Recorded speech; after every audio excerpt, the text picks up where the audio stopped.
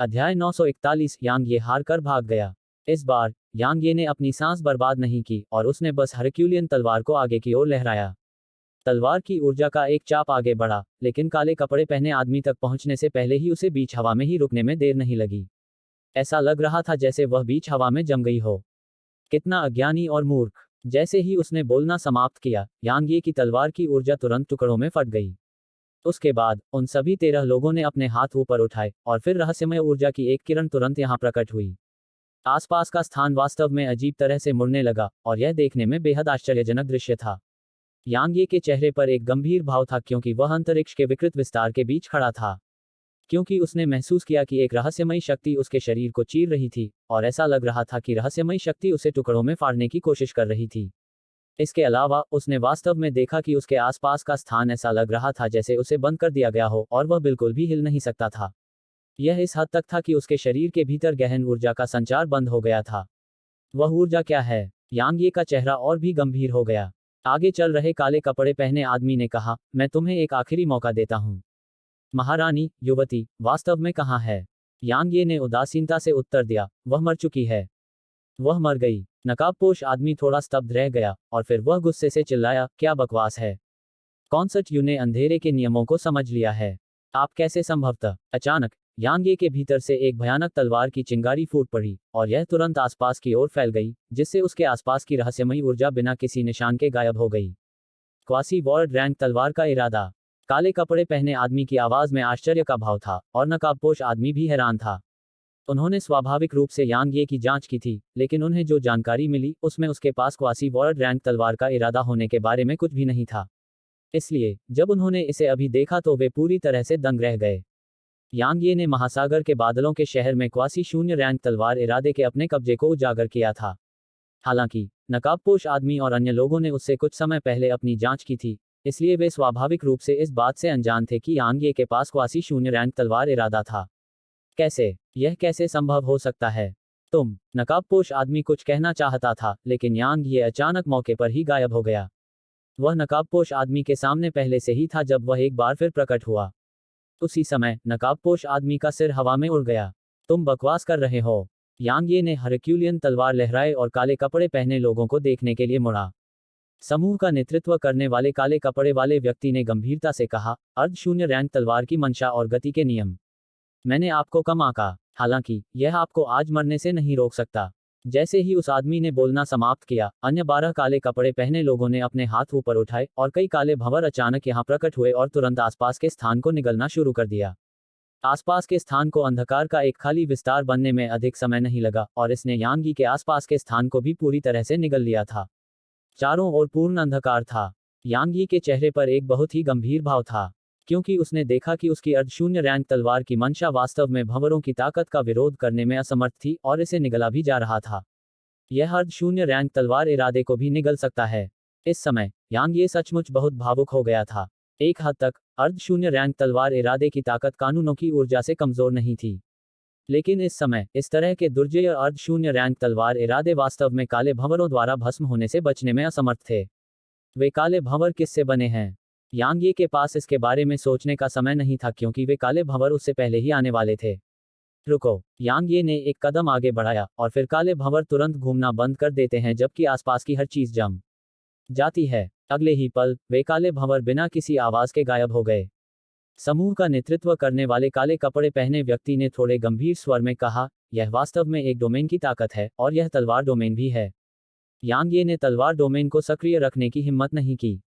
आखिरकार अगर वे अचानक किसी तरह के शक्तिशाली हमले का उपयोग करते हैं तो उसका वर्तमान जीवनकाल निश्चित रूप से एक पल में समाप्त हो जाएगा।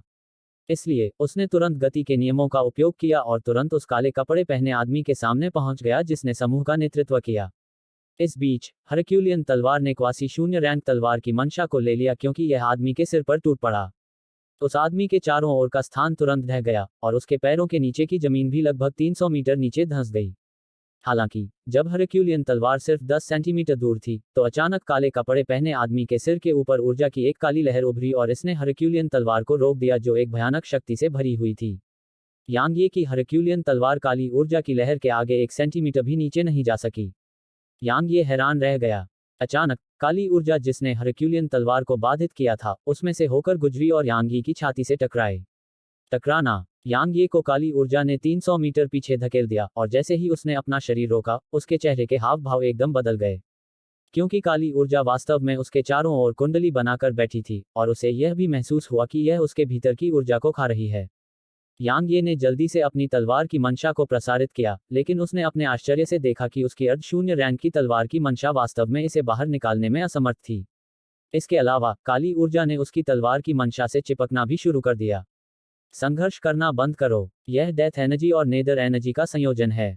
शायद आप इसे बाहर निकाल पाएंगे यदि आपके पास सच्चा शून्य रैंक तलवार इरादा है। दुर्भाग्य से आपके पास केवल अर्ध शून्य रैंक तलवार इरादा है। काले कपड़े पहने आदमी ने धीरे से कहा, बेशक एक बार जब आप डेथ एनर्जी और नेदर एनर्जी से पीड़ित हो जाते हैं तो शून्य रैंक तलवार इरादा भी आपको नहीं बचा पाएगा। तो यह मृत्यु ऊर्जा है। यांग ये ने ठंडी हंसी में अपनी गहन ऊर्जा को अपने मेरिडियन के माध्यम से प्रसारित किया। काली ऊर्जा को वास्तव में धीरे धीरे उसके शरीर से बाहर निकलने में ज्यादा समय नहीं लगा। अगर यह कोई और व्यक्ति होता या लू वान रभी तो उनके लिए मृत्यु ऊर्जा और अधोलोक ऊर्जा से पीड़ित होने के बाद स्थिति को बदलना असंभव होता, जब तक कि कोई संत उनकी मदद न करे। बेशक हालांकि क्या यांग ये मृत्यु ऊर्जा से डरता? उसके भीतर की आदिम बैंगनी ऊर्जा को मृत्यु ऊर्जा के लिए एक प्राकृतिक प्रतिकार कहा जा सकता है। तो मृत्यु ऊर्जा इतनी कमजोर है? यांग ये ने उपहास के साथ हंसते हुए कहा, जबकि उसके चेहरे पर तिरस्कार दिखाई दिया। हालांकि वह वास्तव में गुप्त रूप से और भी अधिक सतर्क हो गया। उसकी गहन ऊर्जा उसके शरीर के भीतर पागलपन से घूम रही थी, जबकि तलवार की मंशा ने उसे ढंक दिया और एक पतली बाधा बना दी जो त्वचा की एक और परत की तरह थी। काले कपड़े पहने आदमी ने गंभीरता से कहा, इस बार तुमने मुझे सचमुच आश्चर्यचकित कर दिया है। जैसे ही उसने बोलना समाप्त किया, वह और अन्य 12 काले कपड़े पहने व्यक्ति अचानक वहीं गायब हो गए और फिर ठंडी रोशनी की किरणें लगातार टिमटिमाने लगी, जबकि ब्लेडों के टकराने की आवाज लगातार आसपास गूंजने लगी। जैसे जैसे लड़ाई आगे बढ़ती गई, यांग ये और भी हैरान होता गया और उसका चेहरा भी और भी गंभीर होता गया, क्योंकि वह उनके साथ युद्ध में पूरी तरह से दबा हुआ था और उसके पास पलटवार करने का जरा भी मौका नहीं था। भले ही उसने गति के नियमों का उपयोग किया हो, उनकी हरकतें और हमले बेहद अजीब थे और यांग ये को वे आत्माओं की तरह अलौकिक लगे। हालांकि यांग ये जानता था कि वे निश्चित रूप से इंसान थे, आत्माएं नहीं। काले कपड़े पहने आकृतियां अस्पष्ट लग रही थीं। जब वे गायब हो गईं, तो ऐसा लगा जैसे उन्होंने खुद को अंतरिक्ष में छिपा लिया हो और उनसे आभा का एक टुकड़ा भी नहीं निकल रहा था। वे छाया की तरह आए और चले गए। अगर यह सब होता तो कोई बड़ी बात नहीं होती। सबसे महत्वपूर्ण बात यह है कि उनके हमले भी बेहद अजीब थे। यांग ये ने कभी नहीं देखा था कि वे कितनी ऊर्जा का इस्तेमाल करते थे। इसने न केवल उसकी तलवार की मंशा की दमनकारी क्षमताओं को अनदेखा किया, इसने उसकी शारीरिक सुरक्षा को भी अनदेखा कर दिया। अगर उसके पास प्रबुद्ध तलवार दिल और दुर्जय लड़ाकू प्रवृत्ति नहीं होती, तो वह बहुत पहले ही मारा गया होता। वास्तव में सबसे भयावह बात तो यह थी कि वे एक दूसरे के साथ मिलकर किस तरह काम करते थे। यह बिल्कुल दोषरहित था। यह वास्तव में इतना दोषरहित था कि उसके पास जवाबी हमला करने का जरा सा भी मौका नहीं था और वे यांग यी को बस एक ही व्यक्ति की तरह महसूस हुए। इस समय यांग यी को आखिरकार समझ में आ गया कि प्राचीन तलवार स्कूल के शिष्यों का पीछा क्यों किया गया और इन 13 लोगों ने उन्हें क्यों मार डाला। उन शिष्यों की तो बात ही छोड़िए, उन्हें हराने की अपनी क्षमता पर भी उसे भरोसा नहीं था।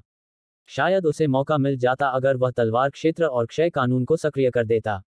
हालांकि उनकी भयानक ताकत को देखने के बाद यांग ये ने तलवार क्षेत्र को जल्दबाजी में सक्रिय करने की हिम्मत नहीं की, क्योंकि थोड़ी सी भी दुर्घटना आत्महत्या के बराबर होगी।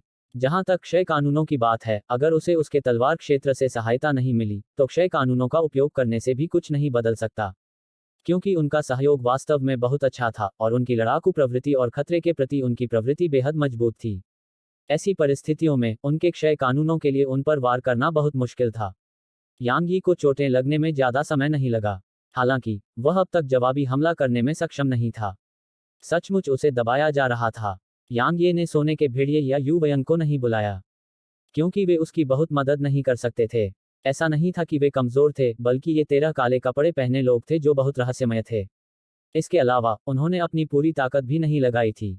इसलिए अगर वह सोने के भेड़िए और यू वयंग को युद्ध में शामिल होने देता, तो वे केवल उसके सामने आने वाले दबाव को कम कर पाते और थोड़ी सी भी गलती उन्हें युद्ध में बलिदान कर सकती थी।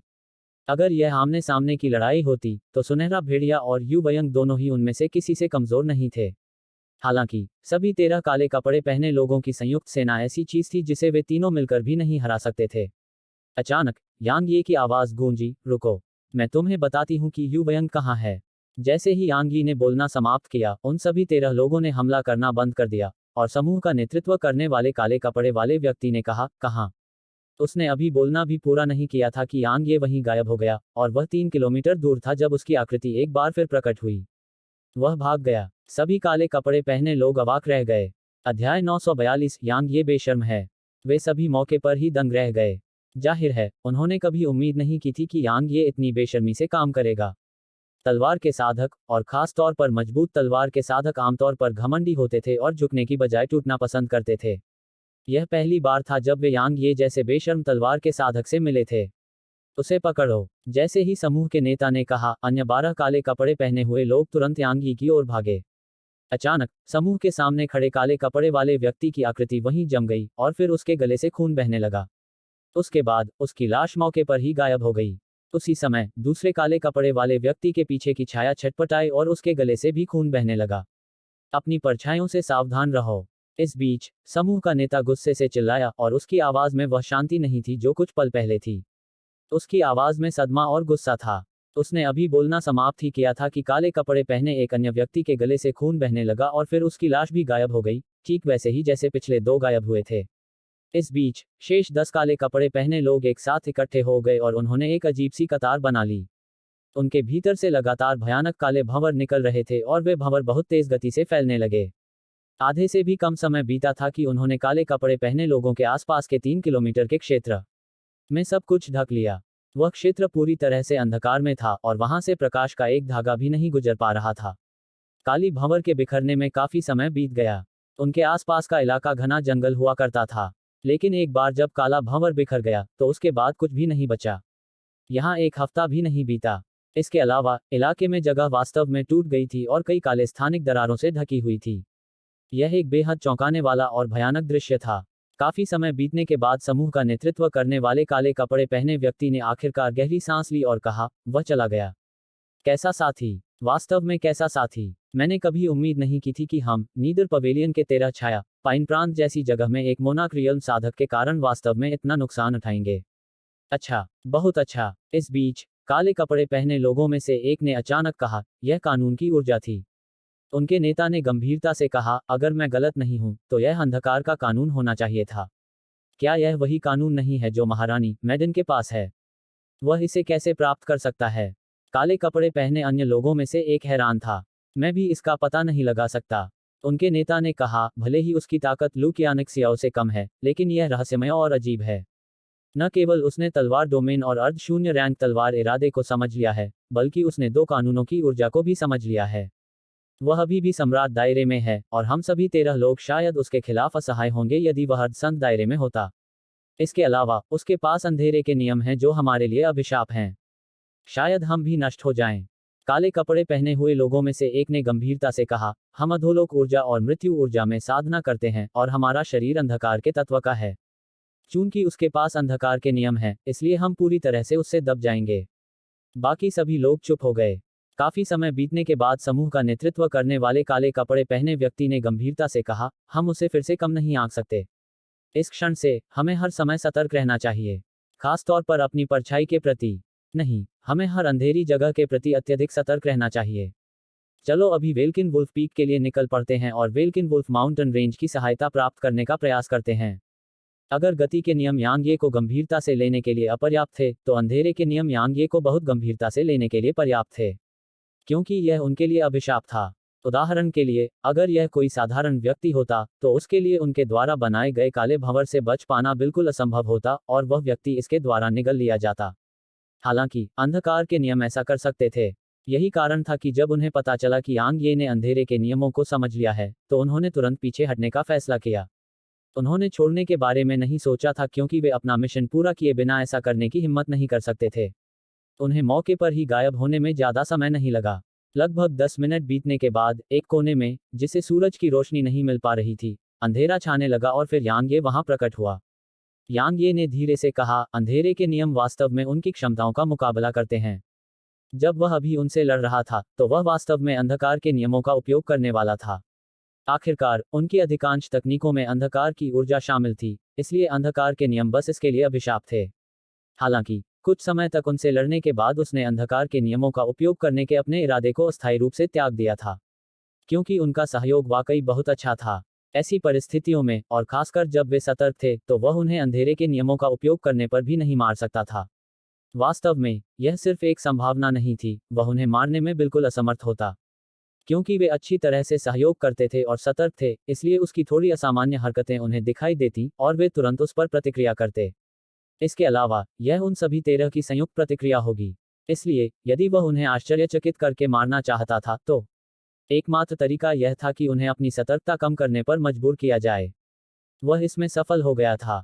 जब उसने भागने का फैसला किया, तो वह जानता था कि उन्होंने न केवल अपनी चौकसी कम कर दी थी, बल्कि वे उसे नीची नज़र से देखने लगे थे, और यही वह चाहता था।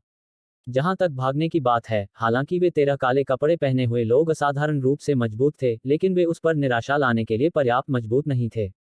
यांग ये वहीं खड़ा रहा और कुछ देर तक गहराई से सोचता रहा, फिर उसने अपना दाहिना हाथ हिलाया और उन 3 काले कपड़े पहने लोगों की लाशें उसके सामने आ गईं। जैसा कि उसने उम्मीद की थी, वे आत्माएं नहीं थीं, और सिर्फ उनका शरीर ही खास था। इसके अलावा, उन्होंने जो साधना तकनीक और युद्ध तकनीकें सीखीं, वे भी खास थीं। इसलिए वे आत्माओं की तरह अलौकिक लग रहे थे।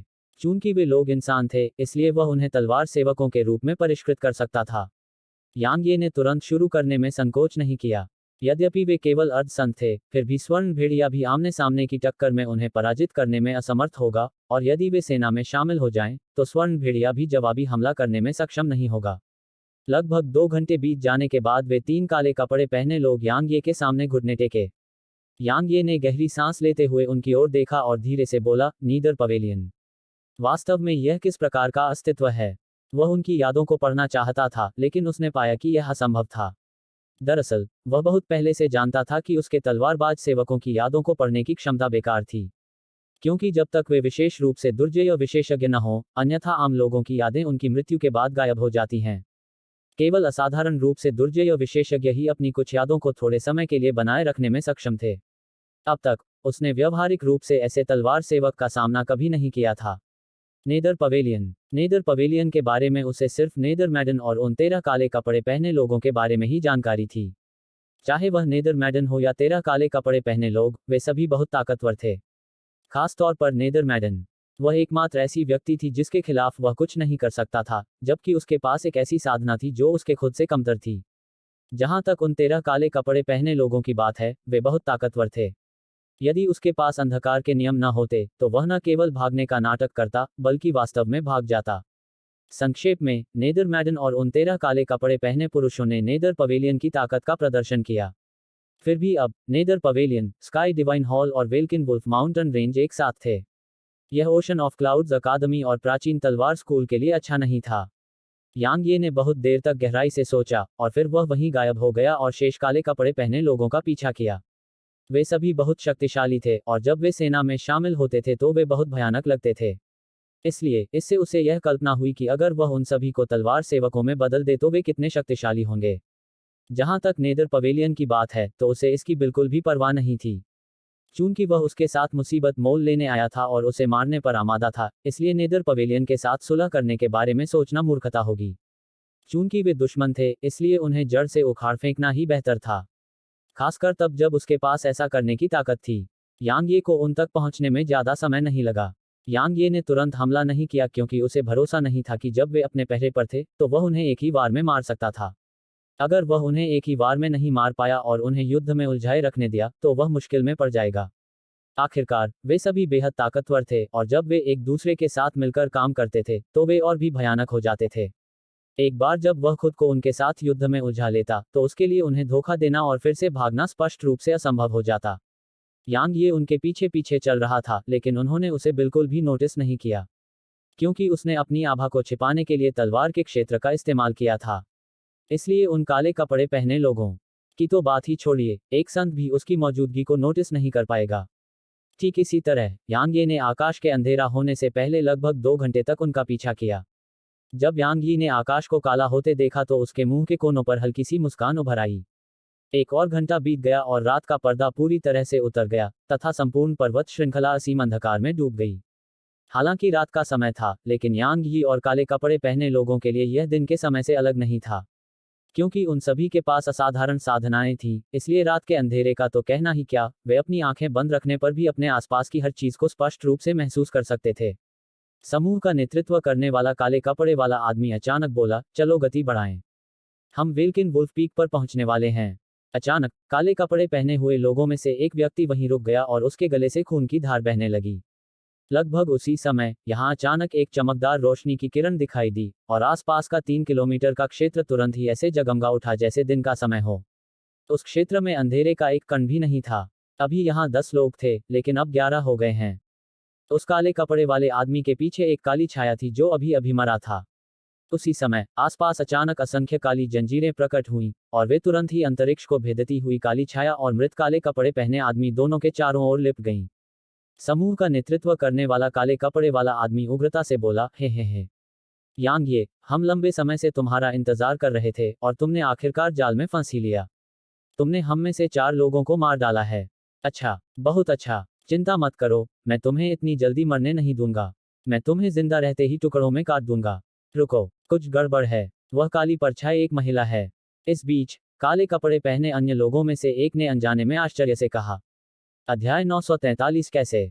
मैं उसे मार दूंगा। जैसे ही काले कपड़े पहने उस आदमी ने बोलना समाप्त किया, अचानक जमीन के नीचे से एक आकृति उभरी और उस आकृति के साथ प्रकाश की लगभग 1000 किरणें थीं। प्रकाश की किरणों ने तुरंत ही आसपास के वातावरण को घेर लिया और फिर कुछ तीखी चीखें गूंज उठीं। तुम्हारी हिम्मत कैसे हुई? काले कपड़े पहने हुए उस आदमी ने जो समूह का नेतृत्व कर रहा था, गुस्से से दहाड़ते हुए कहा, जबकि एक शक्तिशाली ब्लॉक भंवर अचानक उसके भीतर से फूट पड़ा और तुरंत तलवार की ऊर्जा की सभी किरणों को चूस लिया। इसके अलावा आसपास का स्थान भी उसके चूषण बल से बुरी तरह विकृत हो गया और ऐसा लग रहा था कि अंतरिक्ष भी उसमें समा जाएगा। एक क्षण बाद तलवार की ऊर्जा की किरणें बिखर गईं। समूह के नेता का चेहरा तुरंत विकृत हो गया जब उसने देखा कि उसके कितने साथी अभी भी खड़े थे, क्योंकि जब वह शामिल हुआ तो उनमें से केवल 6 ही बचे थे और यांग ये का कोई पता नहीं था। पहले इनकी संख्या 13 थी, लेकिन अब केवल 6 ही बचे हैं। यह बहुत अपमानजनक था। यह शेष काले कपड़े पहने लोगों के लिए बहुत अपमानजनक था। उनमें से हर एक हाफ सेंट था और वे सेंट्रल डिवाइन प्रीफेक्चर के नेदर पवेलियन से भी थे। भले ही वे सेंट्रल डिवाइन प्रीफेक्चर में थे, लेकिन कुछ प्रसिद्ध प्रतिभाओं के अलावा बहुत कम लोग थे जो उनकी संयुक्त सेना का सामना कर सकते थे। जहां तक हाफ सेंट दायरे के नीचे के लोगों की बात है, तो कुछ असाधारण प्रतिभाओं को छोड़कर दूसरों के पास उनसे लड़ने की क्षमता भी नहीं होगी, उन्हें मारना तो दूर की बात है। तथापि अब वे पाइन प्रांत जैसे सुदूर स्थान पर एक मोनार्क रियल्म साधक के हाथों अपने 7 साथियों को खो चुके थे। यदि यह खबर सेंट्रल डिवाइन प्रीफेक्चर तक फैल गई, तो न केवल वे, बल्कि 13 छायाएं भी अपना सम्मान खो देंगी, बल्कि यहां तक नेदर पवेलियन भी हंसी का पात्र बन जाएगा। मुझे कभी उम्मीद नहीं थी कि उसे मदद मिलेगी। इस बीच काले कपड़े पहने लोगों में से एक ने गंभीरता से कहा, उस काले कपड़े वाले व्यक्ति के पास अंधेरे के नियम थे और वह एक महिला थी। अगर मैं गलत नहीं हूं, तो उसे महारानी युवती होना चाहिए था। महारानी का पुनर्जन्म स्काई डिवाइन हॉल के लुकियान शियाओ की पत्नी के रूप में हुआ था। तार्किक रूप से कहें तो उसे यांग ये से दुश्मनी करनी चाहिए थी। तो वह उसकी मदद क्यों कर रही है? उनके नेता ने गहरी सांस ली, अपने दिल में क्रोध की ज्वाला को दबाया और गंभीरता से बोला, यह वास्तव में बहुत अजीब है। यह मेरी लापरवाही का दोष था। हम उसके खिलाफ साजिश कर रहे थे और वह भी हमारे खिलाफ साजिश कर रहा था। काले कपड़े पहने हुए लोगों में से एक ने कहा, उसके पास गति के नियम और अंधकार के नियम हैं और यह हमारी क्षमताओं का प्रतिकार है। अब उसके पास शैडो मैडन की सहायता है और उन दोनों का पता लगाना असंभव है। साथ ही हमारी साधना तकनीक और युद्ध तकनीकें अंधकार के नियमों द्वारा पूरी तरह से प्रतिकार की जाती हैं। उसके साथ टकराव में रहने से हम सभी यहां नष्ट हो सकते हैं। उनके नेता ने बोलने वाले व्यक्ति की ओर देखा और कहा, तो क्या हमें बस वापस चले जाना चाहिए? अगर हम ऐसे ही चले गए तो हम संप्रदाय को वापस कैसे रिपोर्ट करेंगे? हम न केवल शैडो मैडन को वापस लाने में विफल रहे हैं, बल्कि हमने अपने 7 साथियों को भी खो दिया है। हम इसके परिणामों को सहन नहीं कर सकते। वास्तव में, काले कपड़े वाले आदमी ने कहा, तो फिर हमें क्या करना चाहिए? समूह के नेता ने बहुत देर तक गहराई से सोचा और फिर उसने दूर एक ऊंचे पहाड़ को देखा। ऐसा लगता है कि हमारे पास वेल्किन वुल्फ माउंटेन रेंज के साथ सेना में शामिल होने के अलावा कोई विकल्प नहीं है। जब वह इस बिंदु पर बोला, तो वह एक पल के लिए रुक गया और आगे बोला, स्काई डिवाइन हॉल को सूचित करें और उन्हें उसके उच्च शैडो मैडन के बारे में बताएं। चलो देखते हैं कि वे इस पर कैसे प्रतिक्रिया करते हैं। जैसे ही उन्होंने बोलना समाप्त किया, उनकी आकृतियां चमक उठीं और वहीं गायब हो गईं। करीब 15 मिनट बाद अचानक वहां जमीन कांपने लगी और फिर धीरे धीरे एक काली परछाई उभरी। यह स्वाभाविक रूप से यांग ये था। वेलकिन वुल्फ माउंटेन रेंज के साथ सेना में शामिल हो। यांग ये ने उस दिशा की ओर देखा जहां वे गायब हो गए थे और ठहाके लगाकर हंस पड़े। अगर वे तुरंत सेंट्रल डिवाइन प्रीफेक्चर लौटने का फैसला करते तो अपनी रहस्यमयी चाल ढाल और ताकत के साथ वह उन्हें रोकने में पूरी तरह से असहाय होता जब वे पूरी गति से भाग जाते और उसके साथ युद्ध में उलझने से इनकार कर देते। इसके अलावा सेंट्रल डिवाइन प्रीफेक्चर तक उनका पीछा करना उसके लिए बिल्कुल असंभव था। दुर्भाग्य से उन्होंने जाने का फैसला नहीं किया था। यह वही था जो वह चाहता था। 4 घंटे बाद यांग ये ने उन काले कपड़े पहने लोगों को परिष्कृत करना समाप्त कर दिया जिन्हें उसने अभी अभी मारा था और अधिक तलवार सेवकों में बदल दिया।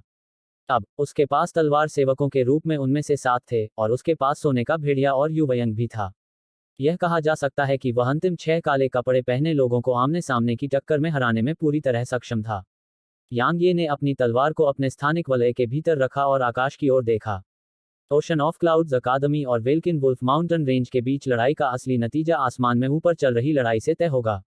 अगर अकादमी के संत लड़ाई जीत गए तो वेलकिन वुल्फ माउंटेन रेंज नष्ट हो जाएगी। इसके विपरीत अगर वेलकिन वुल्फ माउंटेन रेंज जीत गई तो अकादमी और ओशन ऑफ क्लाउड सिटी को कुचल दिया जाएगा। संत क्षेत्र से नीचे के सभी साधक संतों के सामने चींटियां थे।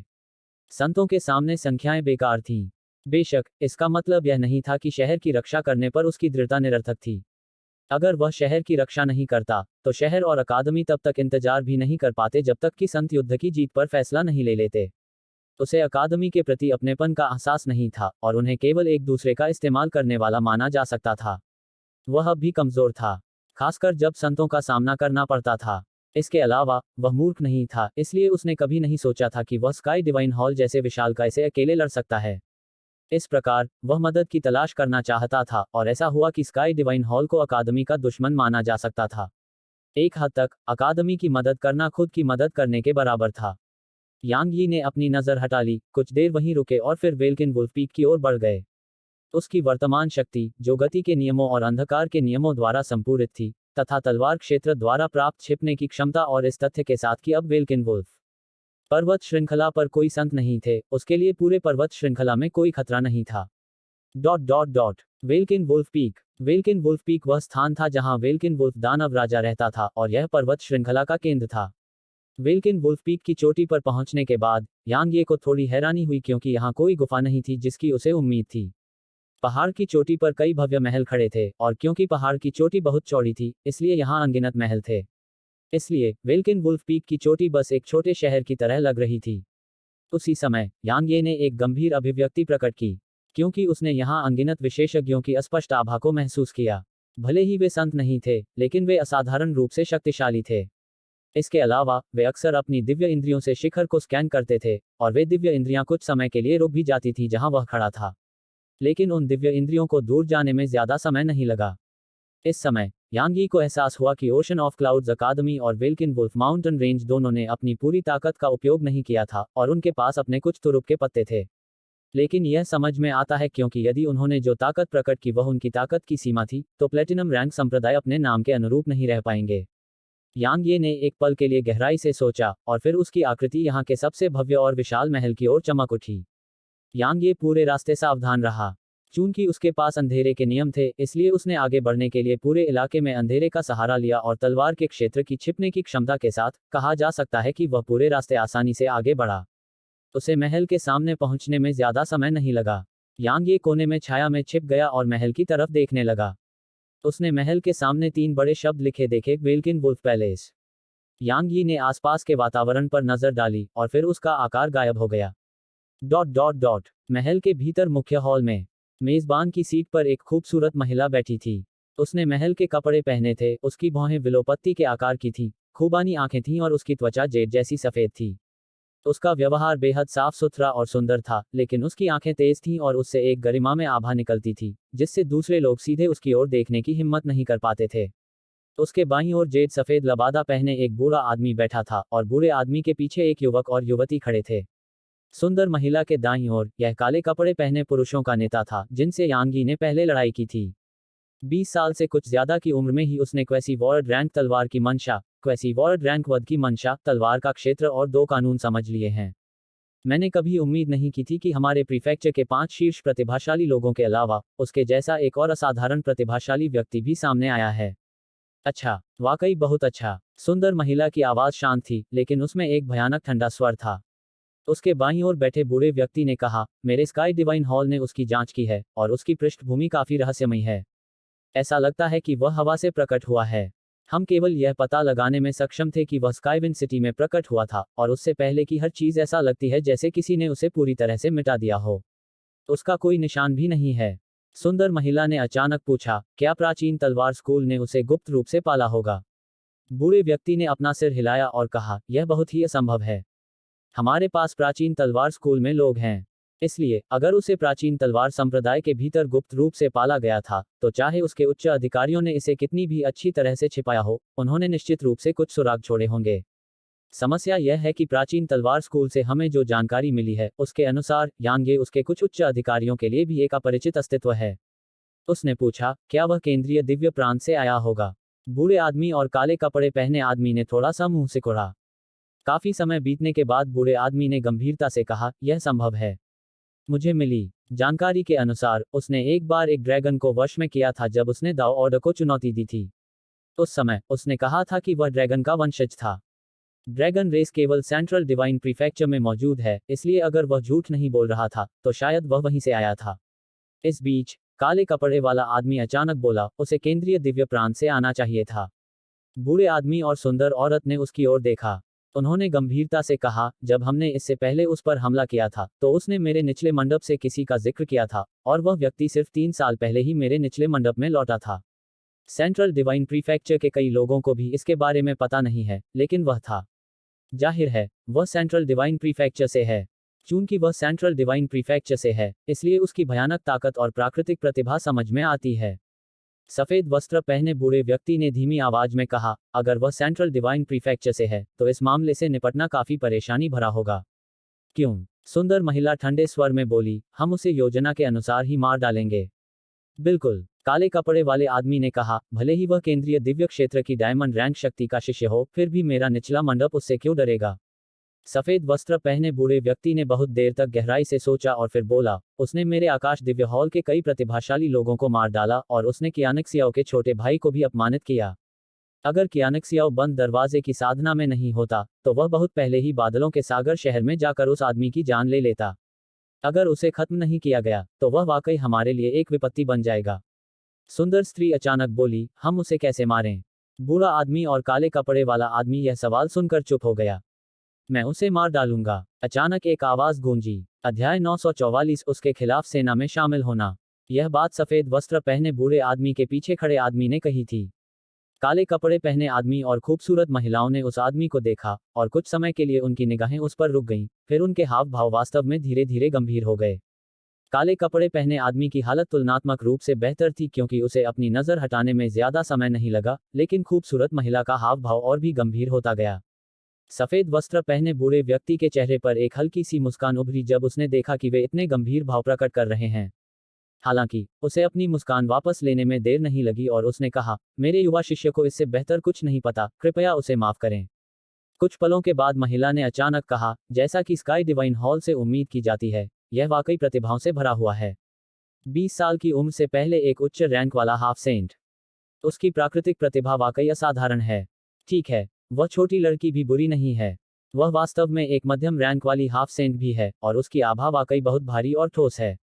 कितनी दुर्लभ, वाकई दुर्लभ। सफेद लबादा पहने बूढ़े आदमी ने मुस्कुराते हुए कहा, लॉन्ग फेई, लॉन्ग यू। जल्दी से महारानी का अभिवादन करो। बूढ़े दुष्ट के पीछे खड़े पुरुष और महिला आगे बढ़े, सुंदर महिला को थोड़ा सा झुकाया और फिर पीछे हट गए।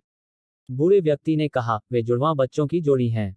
हॉल मास्टर ने यात्रा करते समय संयोग से उनका सामना किया और उन्हें बचाया। लेकिन हॉल मास्टर ने भी नहीं सोचा था कि वे वास्तव में किंवदंती के दिव्य स्पष्टता वाले शरीर के स्वामी होंगे। हॉल मास्टर अपनी खोज से बहुत खुश हुए, और उन्होंने तुरंत उन्हें स्काई डिवाइन हॉल में वापस लाकर उनका पालन पोषण किया। मैं उन्हें इस बार अपने साथ लाया क्योंकि मुझे उम्मीद थी कि वे उन्हें संयमित कर पाएंगे, ताकि वे भविष्य में कियानक्सियाओ के साथ केंद्रीय दिव्य प्रांत में जा सकें और मार्शल रैंकिंग में अच्छी रैंकिंग प्राप्त कर सकें। इस बीच, काले कपड़े वाले आदमी ने कहा, ईमानदारी से कहूं तो वे अभी भी बहुत कमजोर हैं। बूढ़े आदमी के चेहरे पर थोड़ा अस्वाभाविक भाव था जब उसने काले कपड़े पहने आदमी की आवाज सुनी। उसके पीछे खड़े लॉन्ग फेई और लॉन्ग यू के चेहरे भी ठंडे हो गए थे, और उन्होंने काले कपड़े पहने आदमी की ओर थोड़ी अप्रिय नजरें दिखाईं। दिव्य स्पष्टता काया एक शुद्ध और स्वच्छ काया बनाए रखती है, और यह अपने धारक को शरीर को शुद्ध करने के लिए आध्यात्मिक ऊर्जा को अवशोषित करने की अनुमति देती है। इसके अलावा ऐसे काया के मालिकों को तब तक कोई बाधा नहीं आएगी जब तक वे संत क्षेत्र की दहलीज पर नहीं पहुंच जाते। एक हद तक उनकी काया प्राचीन तलवार स्कूल के लू वान र के पास मौजूद शून्य तलवार काया से कमतर नहीं है। सुंदर महिलाओं ने काले कपड़े पहने आदमी को देखा और कहा, अगर वह भी आपको कमजोर लगता है तो मुझे डर है कि हमारे पाइन प्रीफेक्चर में प्रीफेक्चर के 5 शीर्ष प्रतिभाशाली लोगों के अलावा कोई भी आपके द्वारा स्वीकार नहीं किया जाएगा। काले कपड़े पहने आदमी ने सपाट लहजे में कहा, कुछ लोग अपनी उम्र में ही संत पद पर हैं। यहाँ मौजूद अन्य लोगों के हाव भाव बदल गए। 20 वर्ष की आयु से पहले संत। काले कपड़े पहने आदमी ने आगे कहा, कुछ लोग तो ऐसे भी हैं जो अर्ध संत क्षेत्र के उच्च पद पर रहते हुए संतों को भी मार सकते हैं। उनकी पुतलियां थोड़ी सिकुड़ गईं। संतों को मारने के लिए अपनी साधना के दायरे को पार करना। अगर ऐसे लोग वास्तव में मौजूद हैं तो वे निश्चित रूप से उन प्रतिभाशाली लोगों से ज्यादा भयानक हैं जो 20 साल की उम्र से पहले संतों को मार सकते हैं। आखिरकार संतों और उच्च पदस्थ अर्ध संतों के बीच के अंतर को स्वर्ग और पृथ्वी के बीच के अंतर के समान भी नहीं कहा जा सकता। हालांकि कुछ उच्च पद के अर्ध संत संतों को मारने के लिए उनकी साधना के क्षेत्र को पार करने में सक्षम थे। तो यह स्वर्ग की अवहेलना कैसे थी? मैंने उन दोनों तरह के लोगों को देखा है। काले कपड़े पहने आदमी ने कहा, मैं फिर से ईमानदार हो जाऊंगा। आपके सारे ज्ञान में वाकई बहुत कमी है। उनके शब्दों के पीछे का अर्थ यह था कि उनके विचार इस प्रकार सीमित थे मानो वे किसी कुएं के भीतर से आकाश की ओर देख रहे हों। इस बीच काले कपड़े पहने आदमी ने कहा, उनकी आभा ठोस है और उनकी ताकत भी खराब नहीं होनी चाहिए, लेकिन यांग ये की तुलना में यह अभी भी बहुत कम है। उसने निश्चित रूप से ताकत में वृद्धि के साथ अनगिनत लड़ाइयों का अनुभव किया है, और ऐसे वातावरण में विकसित होने वाले प्रतिभाशाली लोग असाधारण रूप से भयानक होते हैं। उन दोनों के लिए, जबकि उनकी साधना महान है और उनकी आभा ठोस है, उनमें युद्ध और वध की आभा का अभाव है। इसलिए अगर स्काई डिवाइन हॉल उन्हें यांग ये को मारने के लिए भेजने का इरादा रखता है तो मुझे लगता है कि इसका कोई मतलब नहीं है, क्योंकि जाना उनके जीवन को देने के बराबर होगा। लॉन्ग फेई ने ठंडे स्वर में कहा, मुझे लगता है कि आप यांग ये से डर गए हैं क्योंकि उसने आपके कई साथियों को मार डाला है। कितना दुस्साहस! सफेद लबादा पहने बूढ़ा आदमी गुस्से से चिल्लाया, सीनियर अनयू से जल्दी से माफी मांगो। काले कपड़े पहने हुए उस व्यक्ति से निकल रही काली ऊर्जा तुरंत रुक गई जब उसने बूढ़े व्यक्ति की बात सुनी। लॉन्ग फेई ने बूढ़े आदमी से बात करने की हिम्मत नहीं की, इसलिए उसने ठंडे स्वर में कहा, काले कपड़े पहने आदमी की ओर अपनी मुट्ठी बांधी और फिर पीछे हट गया। अज्ञानी होना डरावना नहीं है। सबसे भयानक बात तो यह है कि अज्ञानी होने के बावजूद भी वह इससे अनजान है। काले कपड़े पहने आदमी ने उदासीनता से लॉन्ग फेई की ओर देखा और कहा, मेरा आप दोनों और ओशन ऑफ क्लाउड्स अकादमी के बीच के मामले में हस्तक्षेप करने का कोई इरादा नहीं है। मेरा सिर्फ एक ही उद्देश्य है, और वह है यांग ये को मारना और महारानी शैडो मैडन को अपने साथ वापस ले जाना। हमारे उद्देश्यों को उस पहलू में संरेखित कहा जा सकता है। चूंकि यह है, तो हम स्वाभाविक रूप से एक साथ काम कर सकते हैं, है न? सुंदर महिला ने जवाब दिया, बेशक। बूढ़े आदमी ने अचानक पूछा, मेरे आकाश दिव्य हॉल की संगिनी, आप वास्तव में उस आदमी यांग ये की मदद कर रही हैं? काले कपड़े पहने आदमी ने जवाब दिया, मेरे पास आपको धोखा देने का कोई कारण नहीं है ना? बूढ़े आदमी का चेहरा उतर गया, उसके लिए उसकी मदद करना बिल्कुल असंभव है। यह निश्चित रूप से यांग ये था जिसने उसके साथ कुछ किया और उसे अपने नियंत्रण में ले लिया। अच्छा, वास्तव में बहुत अच्छा। उसने कियानजियाओ से संबंधित किसी व्यक्ति को छूने की भी हिम्मत की। वह वास्तव में जीने से थक गया है। काले कपड़े पहने आदमी ने कहा, चलो बात करते हैं कि हम उसे कैसे मारेंगे। अगर यह आमने सामने की लड़ाई है तो सेंट रियल्म विशेषज्ञों या 5 शीर्ष प्रतिभाओं के अलावा कोई भी उसका मुकाबला नहीं कर सकता। महिला ने आगे कहा, हमारे पास सेना में शामिल होने और उसके खिलाफ संख्या का उपयोग करने के अलावा कोई विकल्प नहीं है। अनयू ने कहा, मेरी तरफ से 6 लोग होंगे। हम 10 उच्च श्रेणी के अर्धसंत भेजेंगे। बूढ़े व्यक्ति ने गंभीरता से कहा, वे मेरे आकाश दिव्य हॉल के दिव्य रक्षक के कुलीन हैं, और उनमें से हर एक ने अकेले कड़ी मेहनत के माध्यम से अपनी ताकत हासिल की है। सुंदर महिला ने कुछ देर तक गहराई से सोचा और कहा, हम हाफ सेंट दायरे के उच्च पद पर 3 स्वर्ण भेड़ियों को भेजेंगे। वे 3 भेड़िए 3 जुड़वां हैं, और वे बचपन से ही एक साथ खेती करते आ रहे हैं। उनके दिलों को एक जैसा कहा जा सकता है। इसलिए जब वे एक साथ काम करते हैं तो युद्ध में उनके पास असाधारण ताकत होती है।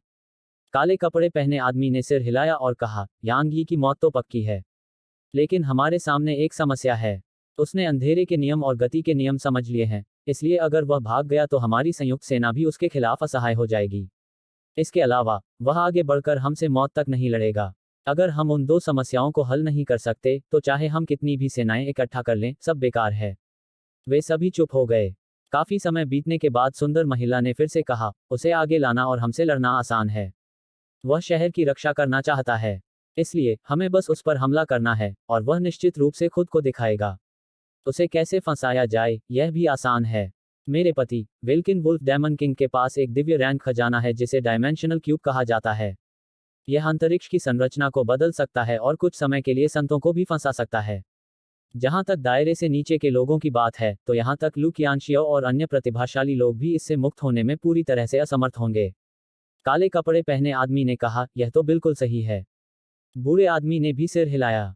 सुंदर महिला खड़ी हुई और बोली, चूंकि यह तय हो चुका है, तो हम कल शहर पर मुख्य हमला करेंगे। उस समय मुझे उम्मीद है कि स्काई डिवाइन हॉल हमें अपना पूरा समर्थन देगा। यह सबसे अच्छा होगा अगर हम शहर में घुसने में सक्षम हों और कल एक ही बार में यांगे को मार डालें। बूढ़े आदमी ने कहा, चिंता मत करो महारानी, आकाश दिव्य हॉल के संतों के अलावा जो अंतहीन शैतान संप्रदाय के कारण नहीं जा सकते, हमारे बाकी शीर्ष दर विशेषज्ञ वेल्किन वुल्फ पर्वत श्रृंखला में आ गए हैं। हम कल आपके वेल्किन वुल्फ कबीले को अपनी पूरी ताकत देंगे। उसने जवाब में सिर हिलाया, कृपया अभी आराम करें। मैं अपने पति का डायमेंशनल क्यूब लेने जा रही हूँ। बूढ़े आदमी ने कहा, तो हम पहले अपनी विदाई लेंगे। ठीक है। हॉल मास्टर ने कहा कि उन्हें उम्मीद है कि वेल्किन वुल्फ माउंटेन रेंज अपनी ताकत को छिपाना जारी नहीं रखेगी और युद्ध के अंत में देरी नहीं करेगी। यह हमारे लिए बहुत नुकसानदेह है। मुझे यकीन है कि आप इस बात से बहुत अच्छी तरह वाकिफ हैं। दानव महारानी ने गंभीरता से कहा, बेशक मैं करती हूँ। चिंता मत करो, कल वह दिन है जब मेरी वेल्किन वुल्फ पर्वत श्रृंखला महासागर के बादलों की अकादमी के साथ लड़ाई को समाप्त करेगी। बहुत बढ़िया। बूढ़े आदमी ने सिर हिलाया, तो फिर हम तैयारी शुरू करेंगे। जैसे ही उसने बोलना समाप्त किया, बूढ़े व्यक्ति ने लॉन्ग फी और लॉन्ग यू को हॉल से बाहर ले गया। बूढ़े आदमी के चले जाने के बाद काले कपड़े पहने आदमी ने कहा, महारानी, आपको याद दिला दूं कि मैं केवल यांगे के खिलाफ काम करूंगा और मैं आप सभी और महासागर के बादलों की अकादमी के बीच लड़ाई में हस्तक्षेप नहीं करूंगा। बेशक, अगर अकादमी के सदस्य मुझे यांगे को मारने से रोकने की कोशिश करते हैं, तो मैं स्वाभाविक रूप से उनके खिलाफ भी काम करूंगा। उसने सिर हिलाया, मैं समझ गई। काले कपड़े पहने आदमी ने सिर हिलाया और चला गया। जब वे सभी चले गए, तो सुंदर स्त्री ने एक क्षण तक गहराई से सोचा और फिर वह पलटकर वहीं गायब हो गई। उसने यह नहीं देखा था कि जिस समय वह मुड़ी थी, उसी समय उसके पीछे की परछाई अचानक हिल गई थी। बहुत समय बीतने के बाद वह एक प्रवेश द्वार पर पहुंची जो भूमिगत था और वहां दो विशाल काले भेड़िए पहरा दे रहे थे। वे दोनों ही उच्च पद के अर्धसंत थे। विशाल भेड़ियों ने उसका रास्ता रोक लिया और उनमें से एक ने मानव भाषा में कहा, राजा के आदेश के बिना किसी को भी वेल्किन वुल्फ ट्रेजरी में प्रवेश करने की अनुमति नहीं है। इसमें आप भी शामिल हैं, महारानी। वह ठंडी आवाज में गुर्राई और फिर उसने अपनी हथेली पलटी और एक भेड़िए का सुनहरा विषदंत दिखाया। जब उन्होंने सुनहरा विषदंत देखा तो उनके भाव बदल गए और फिर उन्होंने जल्दी से अपना सिर नीचे कर लिया और एक तरफ हट गए। प्रवेश द्वार में प्रवेश करने से पहले उसने उन पर नजर डाली। प्रवेश द्वार पर एक छोटा सा मार्ग था और यह अजीब प्रतीकों और रहस्यमयी लहरदार चिन्हों से घिरा हुआ था। वह लगभग 15 मिनट तक चली, उसके बाद उसके सामने एक सुनहरा महल प्रकट हुआ। सुनहरे महल के सामने दो विशाल बैंगनी भेड़िए थे और उनकी आंखें हल्की सी बंद थीं, मानो वे सो रहे हों। वह उनके पास गई, आदरपूर्वक झुकी और फिर अपना सुनहरा दांत वापस ले लिया। विशाल भेड़ियों में से एक ने अपनी आंखें खोलीं और सुनहरे दांत की ओर देखा, चलो महारानी, रखो कि तुम केवल एक ही खजाना ले सकती हो। बोलते समय उसने अपना पंजा हल्के से हिलाया और फिर सुनहरा नुकीला दांत तुरंत प्रवेश द्वार पर एक स्लॉट के खिलाफ दबा, जो इसके लिए एकदम सही था। एक पल की खामोशी छा गई और फिर दरवाजा धीरे से खुल गया। महारानी ने एक बार फिर उन्हें प्रणाम किया और फिर वह प्रवेश द्वार की ओर चलने लगी। जब वह प्रवेश द्वार से गुजरने ही वाली थी, तो दूसरे विशाल बैंगनी भेड़िए ने अपनी आंखें खोली और दहाड़ते हुए कहा, रुको। उसकी आवाज बिजली की गड़गड़ाहट की तरह थी जिससे भूमिगत कक्ष और महल हिंसक रूप से हिल गए।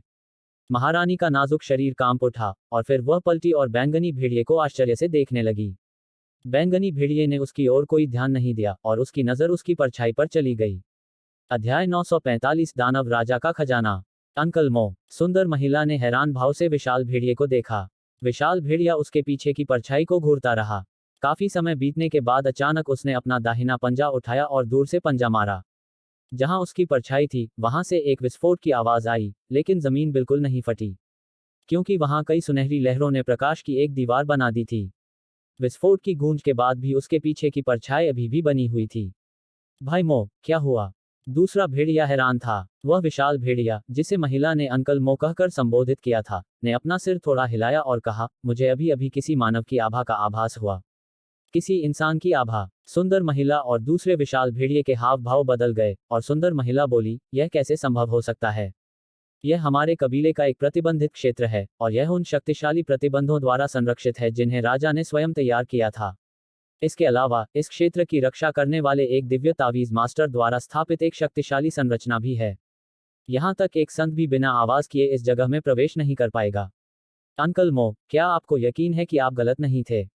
अंकल मो की बड़ी बड़ी आंखों में घबराहट के भाव थे और उन्होंने कुछ देर तक गहराई से सोचा, फिर कहा, महारानी, यकीन है कि आप जानती होंगी कि मैं सैकड़ों सालों से इस जगह की रखवाली कर रहा हूँ और कहा जा सकता है कि मैं यहाँ की हर चीज के साथ घुल मिल गया हूँ। तार्किक रूप से कहें तो मैंने कोई गलती नहीं की होगी। सुंदर महिला ने एक पल के लिए गहराई से सोचा और पूछा, क्या अब भी आपको वह आभा महसूस होती है? उसने अपना सिर हिलाया, वह आभा का निशान अचानक प्रकट हुआ और तेजी से गायब हो गया। अभी के लिए, संक्षेप में, सुरक्षा के लिए, यह बेहतर है कि आप आज खजाने में प्रवेश न करें। हमारे कबीले ने हजारों सालों से जो खजाने इकट्ठा किए हैं, वे वहां संग्रहित हैं और कई खजाने ऐसे भी हैं जिन्हें राजा बहुत महत्व देता है। अगर कोई दुर्घटना हुई, तो हमारी मौत भी उसकी भरपाई के लिए पर्याप्त नहीं होगी। उसने अपना सिर हिलाया और कहा, मैं डायमेंशनल क्यूब लेने आई हूँ। यह अभी हमारे कबीले के लिए बहुत महत्वपूर्ण है। अंकल मो एक पल के लिए चुप हो गए और फिर उनके भीतर से एक भयानक आभा निकली और उस आभा को इस जगह के हर एक कोने को ढकने में ज्यादा समय नहीं लगा। काफी समय बीत जाने के बाद उन्होंने अपना आभामंडल वापस ले लिया। महिला ने पूछा, क्या तुम्हें कुछ मिला? उसने अपना सिर हिलाया, कुछ नहीं। शायद मैंने सचमुच गलती की है। कृपया अंदर जाएं। उसने विशालकाय भेड़िए की ओर देखा और फिर सिर हिलाकर महल में चली गई। दरवाजा धीरे से बंद होने में ज्यादा समय नहीं लगा। ठीक उसी क्षण जब दरवाजा बंद हो रहा था, एक छाया दरवाजे के पास एक अंधेरे कोने से दरवाजे के बीच की दरार में से चुपचाप सरकती हुई आई। प्रवेश द्वार बंद होने के क्षण में सुंदर महिला ने आसपास के वातावरण पर नजर डाली और आगे बढ़ने ही वाली थी। हालांकि एक अप्रत्याशित घटना घटी। एक रहस्यमयी शक्ति अचानक प्रकट हुई और उसके आसपास की हर चीज तुरंत जम गई। उसके बाद बल्कि दो अदृश्य लहरें उस पर लाखों पहाड़ों की तरह दबाव डालने लगी, इससे पहले कि वह कुछ प्रतिक्रिया कर पाती, और फिर ठंडी रोशनी की एक किरण चमक उठी। उसकी आंखें बड़ी हो गईं, लेकिन उन्हें मंद पड़ने में अधिक समय नहीं लगा। कुछ ही देर बाद यहाँ सब कुछ सामान्य हो गया। यांग ये ने गहरी सांस ली और जमीन पर लेटी हुई महिला को देखा और खुद से कहा, यह तो बहुत करीब था। वह उसे मारने की बात नहीं कर रहा था, वह तो अभी प्रवेश द्वार पर जो हुआ उसके बारे में बात कर रहा था। दरअसल उसे अभी अभी महल के बाहर ही देखा गया था। वह सुंदर महिला की छाया में छिपा हुआ था और जब सुंदर महिला ने अंकल मो नामक विशाल भेड़िया को सुंदर महिला पर दहाड़ते हुए देखा तो उसे तुरंत एहसास हुआ कि स्थिति खराब थी। यांग ये तुरंत महल के प्रवेश द्वार की छाया में चला गया था और फिर अपनी आभा के हर निशान को पूरी तरह से छिपाते हुए अपनी सांस रोक ली थी। इसके अलावा उसने अपनी उपस्थिति को अपने आसपास के स्थान के साथ मिला दिया और खुद को तलवार के क्षेत्र में छिपा लिया। उस पल उसकी उपस्थिति का एक भी निशान नहीं था। यदि वह थोड़ा धीमा होता तो उसे खोज लिया जाता। वे दो विशाल बैंगनी भेड़िए बहुत ताकतवर थे और वे उस सुनहरे भेड़िए से भी ज्यादा ताकतवर थे जिससे उसने उस दिन लड़ाई की थी। यहाँ तक कि वे 13 छायाओं के नेता से भी ज्यादा ताकतवर थे। हालांकि वह उनसे डरता नहीं था, लेकिन अगर उसे अभी देखा जाता तो यह निश्चित रूप से बहुत परेशानी भरा होता। आखिरकार वेल्किन वुल्फ पीक के अनगिनत विशेषज्ञ थे, इसलिए जबकि उसके लिए यहाँ से बाहर निकलना असंभव नहीं था, लेकिन सफल होने की संभावना बहुत कम थी। आखिरकार वे काले कपड़े पहने हुए लोग और स्काई डिवाइन हॉल के विशेषज्ञ भी यहाँ थे, इसलिए एक बार जब वे उसे देख लेंगे तो उसके लिए भागना बिल्कुल मुश्किल होगा। भले ही अंधेरे के नियम और गति के नियम शक्तिशाली थे, लेकिन वे सर्वशक्तिमान नहीं थे। अगर कोई सतर्क हो तो उसे उस व्यक्ति की छाया से जुड़ने पर भी खोजा जा सकता था, ठीक वैसे ही जैसे उसके और यू वयंग के बीच लड़ाई के दौरान हुआ था। वह अक्सर खुद को उसकी छाया से जोड़ लेती थी और उस पर हमला करती थी। शुरुआत में वह हमले के ऐसे तरीके से सावधान नहीं था और वह लगभग एक पल में ही मारा गया था। लेकिन एक बार जब उसने अपनी सुरक्षा कर ली तो हमले का वह तरीका अब उतना प्रभावी नहीं रहा। बेशक मुख्य बात यह थी कि अगर उसे खोज लिया गया तो वह खजाने में प्रवेश नहीं कर पाएगा और वेल्किन वुल्फ डेमन किंग से चोरी नहीं कर पाएगा। जब उसने अभी अभी सुंदर महिला और अन्य लोगों के बीच बातचीत सुनी तो उसे पता था कि उसे खत्म करना होगा, क्योंकि अगर वह ऐसा नहीं करता तो भेड़ियों के बड़े पैमाने पर हमला करने पर उसे निश्चित रूप से बादलों के महासागर शहर में वापस लौटना पड़ता। हालांकि उसका शहर में वापस लौटना बिल्कुल वैसा ही था जैसा वे चाहते थे, और वह वास्तव में उनकी संयुक्त सेना के सामने मर सकता था। जैसा कि वे कहते हैं, जो पहले वार करता है वह जीतता है और जो अंत में वार करता है वह असफल हो जाता है। यांग ये उन शब्दों से पूरी तरह सहमत थे। एक बार महारानी की मौत की खबर पता चलने के बाद भले ही वेल्किन वुल्फ माउंटेन रेंज अराजकता में गिरने से बच जाए, लेकिन यह निश्चित रूप से थोड़े समय में पूर्ण पैमाने पर हमला करने में असमर्थ होगी। यह निश्चित रूप से महासागर के बादलों के शहर के लिए अच्छी खबर थी। यांग ये ने अपने विचारों को नियंत्रित किया और सुंदर महिला को देखा। वह भी अर्धसंत क्षेत्र के उच्च पद पर थी, लेकिन उसकी युद्ध शक्ति बहुत भयानक नहीं थी, और यह पहले वाले सोने के भेड़िए से भी कमजोर थी। यही कारण था कि उसने उसे मारने की हिम्मत की। बेशक वह निश्चित रूप से मर जाएगी, भले ही उसकी ताकत उन काले कपड़े पहने पुरुषों के बराबर हो। क्योंकि यांग यी ने तलवार डोमेन, 2 अर्धशून्य रैंक इरादे और 2 कानून एक ही समय में सक्रिय किए थे। यह उसकी ताकत का 90% कहा जा सकता है। उसकी पूरी ताकत का 90%। यांग ये ने एक पल सोचा, फिर उसने अपना दाहिना हाथ हिलाया और उसके हाथ में मौजूद सुनहरा नुकीला दांत उसकी हथेली में उड़ गया। यहाँ उसे मारने का जोखिम उठाने का एक और कारण था, और वह था वह सुनहरा नुकीला दांत।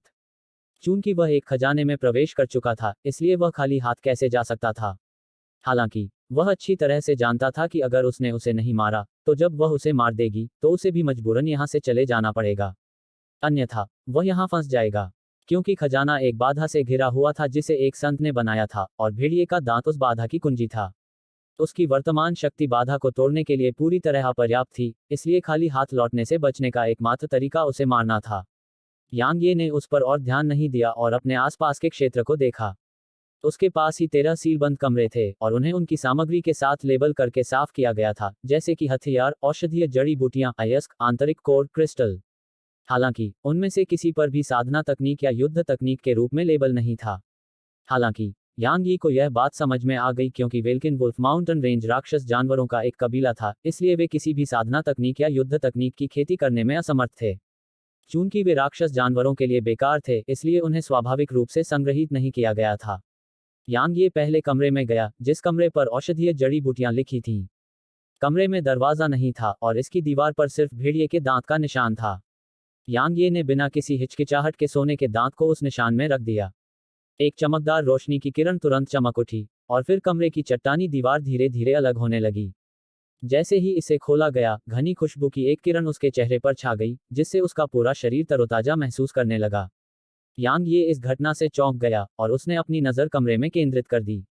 उसने देखा कि वहां लगभग 100 जेड अलमारियां थीं, और उनमें से हर एक में सभी प्रकार की स्पिरिट जड़ी बूटियां, स्पिरिट फल, स्पिरिट फूल और कई अन्य औषधीय जड़ी बूटियां थीं जिन्हें यांग ये पहचान नहीं पाया।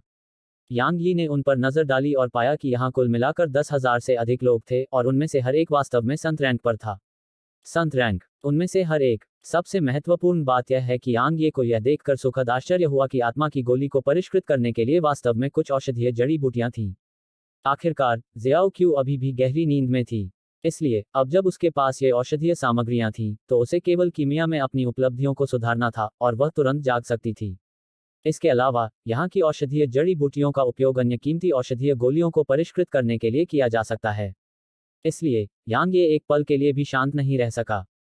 वे मेरे हैं, सब मेरे हैं। यांग ये ने प्राचीन म्यान वापस ले लिया और अपना दाहिना हाथ लहराया। आसपास की सभी जेड अलमारियां एक पंक्ति में प्राचीन म्यान की ओर उड़ गईं, और उसे उन सभी को लेने में ज्यादा समय नहीं लगा। यांग ये ने इस कमरे में एक पल भी ज्यादा नहीं गंवाया, और वह तुरंत दूसरे कमरे की ओर चल पड़ा। दूसरे कमरे पर अयस्क शब्द लिखा था। जाहिर है, यह निश्चित रूप से कीमती पत्थरों और अयस्कों से भरा हुआ था। निश्चित रूप से यह सभी प्रकार के अयस्कों से भरा हुआ था, और 10,000 से अधिक भी थे। सबसे महत्वपूर्ण बात यह है कि वे सभी कम से कम संत रैंक पर थे। इसके अलावा कुछ दिव्य रैंक के निम्न ग्रेड पर भी थे। मैं अमीर हूँ। यांग ये वास्तव में अपना संयम बनाए रखने में असमर्थ था, और उसका चेहरा खुशी और उत्साह से भरा हुआ था। अब बस उसे खुशी से उछलना था। अयस्कों का इस्तेमाल स्वाभाविक रूप से खजानों को परिष्कृत करने के लिए किया जाता था।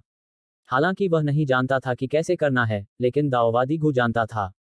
उसके पास इतने सारे सेंट रैंक अयस्क होने के कारण क्या उन्हें कुछ हजार सेंट रैंक तलवारों में परिष्कृत करना बिल्कुल आसान नहीं होगा।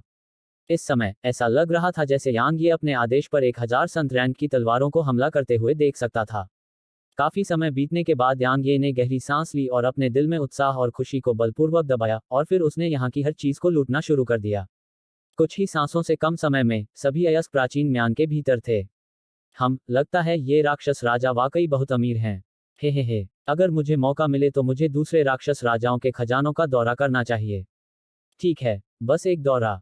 यांग ये अगले कमरे में जाते हुए हंसा। उसने अभी अभी कमरा खोला ही था कि एक अत्यंत शुद्ध ऊर्जा की किरण ने उसके चेहरे पर हमला कर दिया। यांग ये इससे थोड़ा चौंक गया, और जब उसने कमरे के अंदर का दृश्य देखा तो वह पूरी तरह से दंग रह गया। बहुत समय बीतने के बाद यांग ये ने कहा, हे भगवान, यह क्या है? अध्याय 946। यह एक गलतफहमी है। मुझ पर भरोसा करो। यांग ये ने क्रिस्टल कक्ष खोला था। कमरा दूध या सफेद ऊर्जा से भरा हुआ था, और यह इतना घना था कि ऐसा लग रहा था जैसे दूध हो। बेशक, यह दूध नहीं बल्कि आध्यात्मिक ऊर्जा थी। यह आध्यात्मिक ऊर्जा इतनी सघन थी कि वह ठोस रूप ले रही थी। यांग ये स्वाभाविक रूप से इतना हैरान नहीं होता अगर यह सिर्फ आध्यात्मिक ऊर्जा होती, क्योंकि चाहे वह कितनी भी शुद्ध और प्रचुर क्यों न हो, यह उसकी आदिम बैंगनी ऊर्जा की तुलना में नहीं हो सकती। वह हैरान था क्योंकि कमरे के बीच में एक छोटा सा दूधिया सफेद राक्षस जानवर था। छोटा राक्षस जानवर गोल और गोल मटोल था, और उसका फर शुद्ध सफेद था। उसके कान बहुत लंबे और नुकीले थे जैसे कि तलवारें हों। उसका छोटा मुंह अंक 3 जैसा लग रहा था, और उसके गाल थोड़े फूले हुए थे जैसे कि वह अपनी सांस रोक रहा हो। इसके अलावा उसकी पूंछ बिजली के बोल्ट की तरह आकार की थी, और यह उसके शरीर की तरह ही शुद्ध दूधिया सफेद थी। उसके शरीर से लगातार श्वेत ऊर्जा निकल रही थी, और श्वेत ऊर्जा लगातार आसपास की ओर बह रही थी तथा कमरे को भर रही थी। वह चीज क्या है? यांग ये ने थोड़ा भौहें सिकोड़ी। अचानक उस छोटे सफेद जीव ने अपना मुंह खोला, और फिर उसने हथेली के आकार का एक बैंगनी रंग का क्रिस्टल थूक दिया। यांग ये जब क्रिस्टल को देखा तो दंग रह गया। एक बैंगनी क्रिस्टल? कैसे? यह कैसे संभव हो सकता है? यांग ये की आंखें सदमे और अविश्वास से भर गईं। रेडियंट डायमेंशन में पहुंचने के बाद उन्हें पता चला कि एक और प्रकार का ऊर्जा पत्थर था जो चरम श्रेणी के ऊर्जा पत्थरों से भी बेहतर था। यह चरम श्रेणी के ऊर्जा पत्थरों से भी अधिक शुद्ध और दुर्लभ था, और इसे वायलेट क्रिस्टल कहा जाता था। प्रोफाउंडर कॉन्टिनेंट पर वायलेट क्रिस्टल मौजूद नहीं होने का कारण यह था कि ऐसे क्रिस्टल बनाने के लिए क्विंसेंस वायलेट एनर्जी की आवश्यकता थी, और प्रोफाउंडर कॉन्टिनेंट की क्विंसेंस वायलेट एनर्जी बहुत पहले ही गायब हो गई थी। ये बैंगनी क्रिस्टल कितने कीमती थे? इसे परिप्रेक्ष्य में रखें तो एक एकल बैंगनी क्रिस्टल को 10,000 चरम श्रेणी ऊर्जा पत्थरों में बदला जा सकता है, और विनिमय की इस दर पर इसकी आपूर्ति भी नहीं थी। यह इतना कीमती क्यों था? क्योंकि इसमें क्विंसेंस वायलेट ऊर्जा थी, और इसके भीतर की ऊर्जा की शुद्धता ऐसी चीज नहीं थी जिसकी तुलना चरम श्रेणी ऊर्जा पत्थरों से की जा सके। बैंगनी क्रिस्टल को केवल संतों के लिए कहा जा सकता है। बैंगनी क्रिस्टल बनाना बहुत मुश्किल था। कम से कम प्लेटिनम रैंक शक्तियों वाली केवल कुछ आत्मानसें ही ऐसे क्रिस्टल बनाने में सक्षम थी, और इसे बनने में कम से कम 100 साल लगे। अब ऐसा पुराना बैंगनी क्रिस्टल वास्तव में उस सफेद रंग के छोटे से साथी के मुंह से निकला था, और उसके सामने कुल 5 लोग बैठे थे। यांग ये इस दृश्य को देखकर काफी हैरान था। इस बीच उस छोटे सफेद जीव ने यांग ये को देखा, और यांग ये ने देखा कि उसकी आंखें भी वास्तव में दूधिया सफेद थीं। सफेद छोटा साथी कुछ देर तक यांग ये को देखता रहा, और फिर अचानक उसने अपना छोटा पंजा उठाया और यांग ये की ओर बढ़ाया। हालांकि उसने अभी थोड़ा ही आगे बढ़ा था कि छोटे साथी के चारों ओर प्रकाश की एक सुनहरी दीवार दिखाई देने लगी। जैसे ही उसके पंजे ने सुनहरी रोशनी को छुआ, सफेद छोटे साथी ने तुरंत अपना पंजा वापस खींच लिया जैसे कि उसे बिजली का झटका लगा हो, और फिर उसके चेहरे पर एक पीड़ादायक भाव दिखाई दिया। उसके बाद उसकी आंखों से दूधिया सफेद आंसू की 2 धाराएं बह निकलीं। भले ही उसका दिल पत्थर का हो, लेकिन इस दृश्य ने यांग ये का दिल पिघला दिया था। जाहिर है, उस गोरे छोटे लड़के को यहाँ कैद किया जा रहा था। यांग ये इतनी दुखद घटना को कैसे चुपचाप देख सकता था? यांग ये उस छोटे सफेद लड़के के पास गया और एक ऐसी मुस्कान बिखेरी जो उसे बेहद मिलनसार लगी। क्या तुम यह जगह छोड़ना चाहते हो? उस छोटे सफेद आदमी ने जल्दी से अपना सिर हिलाया, यहाँ तक उसका सिर लगभग जमीन से टकराने लगा, और फिर उसने अपना सिर उठाया और यांग ये की ओर देखते हुए ऐसा लगा जैसे वह अपनी आंखों से याचना कर रहा हो। यांग ये ने पूछा, आप यहाँ कितने समय से कैद हैं? उसने अपना छोटा सा मोहरा उठाया, एक क्षण सोचा, और अपना एक पंजा उठाया। यांग ये के मुंह के कोने हिल गए क्योंकि छोटे साथी के पंजे में कोई नोक नहीं थी, और वे पूरी तरह गोल और रोएंदार भी थे। यांग ये ने असहाय होकर अपना सिर हिलाया, और फिर अपनी छाती को हल्के से थपथपाया। बैंगनी रोशनी की एक किरण उसके कंधे पर बैंगनी मिंक के प्रकट होने से पहले चमक उठी। उसका इरादा उसकी सेहत में खलल डालने का नहीं था, लेकिन उसके पास कोई और विकल्प नहीं था। केवल बैंगनी मिंक ही उस सफेद छोटे साथी से संवाद कर सकता था। उसके कंधे पर बैठने के बाद उसने बहुत सहजता से अपनी बाहें उसके गले में डाल दी और फिर लगातार अपना सिर उसके सिर पर रगड़ने लगी। क्या आप आराम कर रही थीं या सो रही थीं? यांग ये को समझ नहीं आया कि हंसे या रोए जब उसने देखा कि वह अभी भी बेहोश थी। उसका गोल छोटा सा चेहरा तुरंत हल्का लाल हो गया, और वह और भी तेजी से अपना सिर उसके चेहरे पर रगड़ने लगी। कुछ देर उसके साथ खेलने के बाद बैंगनी रंग की मिंक ने आखिरकार उस सफेद छोटे से साथी की तरफ देखा। पहली नजर में ही उसकी आंखों में दुश्मनी की एक झलक दिखाई दी क्योंकि सफेद छोटे से साथी ने उसे खतरा महसूस कराया था। इस बीच वह छोटा सा सफेद जीव भी बैंगनी मिंक को देख रहा था और उसकी आंखें जिज्ञासा से भरी हुई थीं। बैंगनी मिंक ने उस छोटे सफेद आदमी की ओर इशारा किया, फिर यांग यी की ओर इशारा किया और फिर इशारे करने लगी, जबकि उसकी आंखों में एक चेतावनी भरी नजर थी। थप्पड़। यांग ये ने उसके नितंब पर हल्के से थपथपाया और कहा, यह सब बंद करो और बोलो।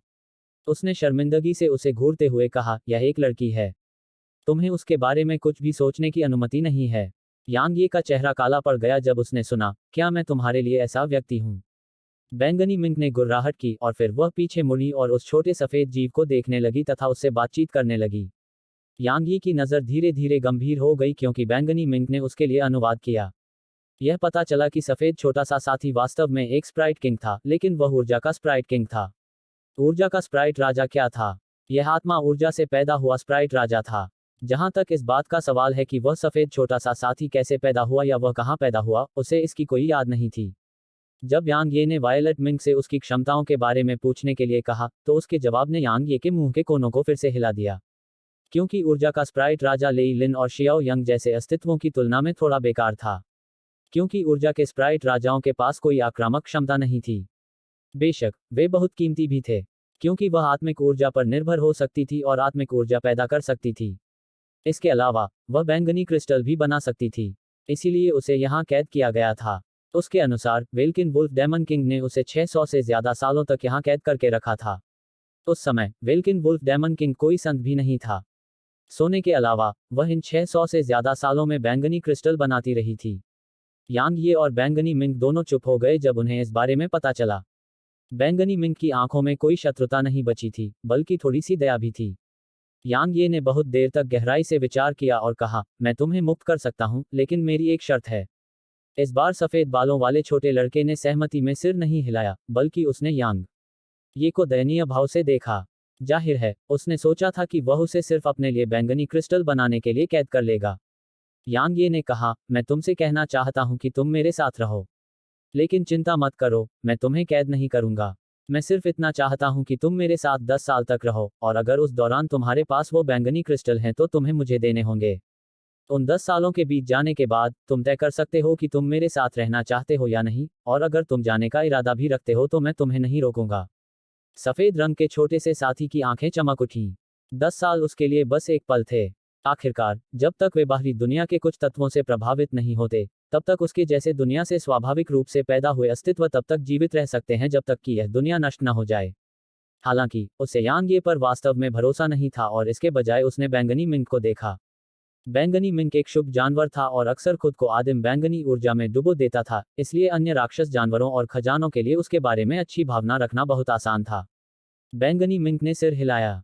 जैसे ही उसने बैंगनी मिंक को सिर हिलाते देखा, उसने तुरंत यांग ये की ओर देखा और अपनी सहमति प्रदर्शित करने के लिए सिर हिलाया। यांग ये ने हल्के से सिर हिलाया और फिर एक कदम आगे बढ़ाया। जैसे ही उसने ऐसा किया, सफेद छोटे से साथी के चारों ओर सुनहरी रोशनी का एक घेरा दिखाई दिया और उसने उसे पूरी तरह से घेर लिया। बैंगनी मिंक ने यांग ये के कान को रगड़ा, जबकि चिंता और गंभीरता उसकी आंखों में भर गई। यांग ये मुस्कुराई, चिंता मत करो, सब ठीक हो जाएगा। यांग ये बोलते हुए प्रकाश की सुनहरी बाधा की ओर चला गया। जाहिर है, प्रकाश की बाधा वेल्किन वुल्फ दानव राजा द्वारा बनाई गई थी। यांग ये के करीब पहुंचने से पहले ही उसके भीतर से ऊर्जा की एक भयानक लहर बह निकली। ऊर्जा की वह लहर भी बहुत शक्तिशाली थी। इस समय उस श्वेत नन्हे लड़के के चेहरे पर गंभीरता के भाव थे, तथा उत्साह और खुशी भी थी। यांग ये ने प्रकाश की सुनहरी बाधा को देखा और उसकी आंखों में क्रूरता की एक झलक दिखाई दी। उसने एक कदम आगे बढ़ाया और तलवार का क्षेत्र छोड़ दिया। उसी समय उसने अपना दाहिना हाथ आगे बढ़ाया और धीरे से उसे प्रकाश की बाधा के खिलाफ दबाया। बैंगनी मिंक उसके कंधे पर बैठी हुई थी और उसने उसके कान को कसकर पकड़ रखा था और उसकी आंखें चिंता से भरी हुई थीं। यांग यी की हथेली को प्रकाश की बाधा के संपर्क में आने में ज्यादा समय नहीं लगा। एक पल में उसमें से सुनहरी रोशनी की एक किरण फूट पड़ी, लेकिन उस सुनहरी रोशनी की किरण को नष्ट होने में ज्यादा समय नहीं लगा। यह क्षय का नियम था। यांग ये जानता था कि अर्ध शून्य रैंक वध इरादा और अर्ध शून्य रैंक तलवार इरादा भी शायद एक संत द्वारा बनाई गई प्रकाश की बाधा के खिलाफ असहाय होगा। इसे तोड़ने का एकमात्र तरीका क्षय कानून था। इसके अलावा उसे इसे तोड़ने की अपनी क्षमता पर केवल क्षय के नियमों के कारण ही भरोसा था। जैसे ही उसके क्षय नियमों की ऊर्जा प्रकाश की सुनहरी बाधा के संपर्क में आई, पूरा अवरोध तुरंत हिंसक रूप से कांपने लगा और उसमें से लगातार सुनहरी रोशनी की अनगिनत किरणें फूटने लगीं। हालांकि यांग यी के क्षय नियमों ने सुनहरी रोशनी की किरणों को तुरंत नष्ट कर दिया। हालांकि यांग यी के लिए भी यह आसान नहीं था और उसका चेहरा पीला पड़ने लगा था। बैरियर पर पड़ी सुनहरी रोशनी मंद पड़ने में ज्यादा समय नहीं लगा। वह सफेद रंग का छोटा सा जीव उस दृश्य को देखकर बहुत खुश हुआ और वह इतना उत्साहित था कि उसने खुशी के आंसू बहाए। हालांकि वे आंसू सफेद थे और अंत में वे आत्मिक ऊर्जा में बदल गए। धीरे धीरे समय बीतता गया और 15 मिनट ऐसे ही बीत गए। टकराना। प्रकाश की दीवार के फटने से एक बड़ा विस्फोट हुआ। तुम्हारी हिम्मत कैसे हुई? अचानक ऊपर आसमान से एक भयंकर चीख गूंजी और यह चीख जमीन पर जा गिरी और पूरे महल को हिंसक रूप से हिला दिया। यह वेल्किन वुल्फ डेमन किंग की आवाज थी। यांग ये की अभिव्यक्ति बदल गई। छी। उसके पास सोचने का समय नहीं था और उसने तुरंत ही सफेद छोटे से साथी और बैंगनी मिंक को पकड़ लिया और उन्हें अपने कपड़ों के बीच अपनी छाती पर रख लिया। बेशक वे दोनों खुद को सिकोड़ सकते थे। उसके बाद वह एक पल भी वहां नहीं रुका। वह तुरंत कमरे से बाहर निकल गया और बाकी कमरों में चला गया। इस बार उसके पास उनकी चीजों को देखने का समय नहीं था और उसने पागलों की तरह उनमें मौजूद हर चीज को लूट लिया। जैसे ही उसने आखिरी कमरे को लूटना समाप्त किया और उसके प्रवेश द्वार से बाहर निकला। टकराना। महल का प्रवेश द्वार अचानक खुल गया और लगभग 100 आकृतियां अंदर घुस आईं। वे सभी आकृतियां स्वाभाविक रूप से भेड़ या राक्षस थीं। हालांकि उन्होंने मानव रूप धारण कर लिया था। आखिरकार महल उनके मूल रूपों की तुलना में काफी छोटा था। यांग ये उनकी ओर देख रहा था जबकि वे उसकी ओर देख रहे थे। दोनों पक्ष एक दूसरे को घूरने लगे। यांग ये ने शर्मिंदगी से मुस्कुराते हुए कहा, यह एक गलतफहमी है। मुझ पर विश्वास करो। अध्याय 947 तो मैं नहीं छोड़ूंगा। समूह का नेतृत्व करने वाले दो व्यक्ति वे दो भेड़िए थे जो पहले प्रवेश द्वार की रखवाली कर रहे थे, एल्डरमो और एल्डरबाई। यांग यी को देखकर दोनों के चेहरे उदास हो गए और जब उन्होंने जमीन पर पड़ी महारानी को देखा तो उनके उदास भाव क्रूर हो गए। तुम। एल्डरमो ने यांग ये को देखने के लिए अपना सिर उठाया और वह कुछ कहने ही वाले थे कि यांग ये वहीं गायब हो गया। निकास मार्ग रोक दो, एल्डरमो ने उग्रता से दहाड़ते हुए कहा। एक क्षण में अनगिनत विशेषज्ञों ने महल के प्रवेश द्वार को अवरुद्ध कर दिया। उसी समय 100 से अधिक चेतनाएं एक जाल की तरह बाहर निकल आईं, जिसने महल के हर कोने को ढक लिया। उन सभी के चेहरों पर सतर्कता के भाव थे और ऐसा लग रहा था जैसे वे किसी दुर्जय शत्रु का सामना कर रहे हों। इस समय किसी व्यक्ति की तो बात ही क्या, हवा में होने वाली हल्की सी हलचल भी उन्हें तुरंत पता चल जाती है। हालांकि 10 सांसों से ज्यादा समय बीतने के बाद यहाँ सिर्फ राक्षस जानवर थे और एक भी इंसान नहीं था। ऐसा लग रहा था जैसे यांग ये हवा में गायब हो गया हो। एल्डरबाई ने चेहरे पर उदासी भरे भाव के साथ कहा, वह चला गया। एल्डरमो के चेहरे पर एक क्रूर भाव था, क्योंकि वह लगातार आसपास के माहौल को देख रहा था। यह असंभव है। वह निश्चित रूप से अभी भी यहाँ है। मैंने यहाँ आने से पहले मार्ग को सील कर दिया था और मैंने राजा द्वारा यहाँ रखी गई भव्य संरचना को भी सक्रिय कर दिया था। उसका तो कहना ही क्या, यहाँ तक कि एक संत भी एक भी आवाज किए बिना नहीं जा सकता। एल्डरबाई ने पूछा, तो आप कह रहे हैं कि वह अभी भी भूमिगत है?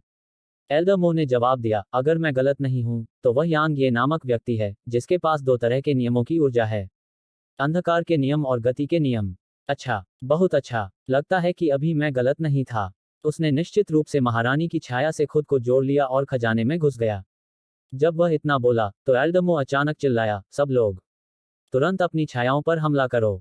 जैसे ही उसने बोलना समाप्त किया, उन सभी ने पागलों की तरह अपनी परछाइयों पर हमला करना शुरू कर दिया।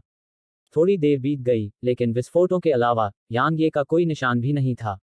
एल्डरमो ने थोड़ा सा मुंह सिकोड़ा।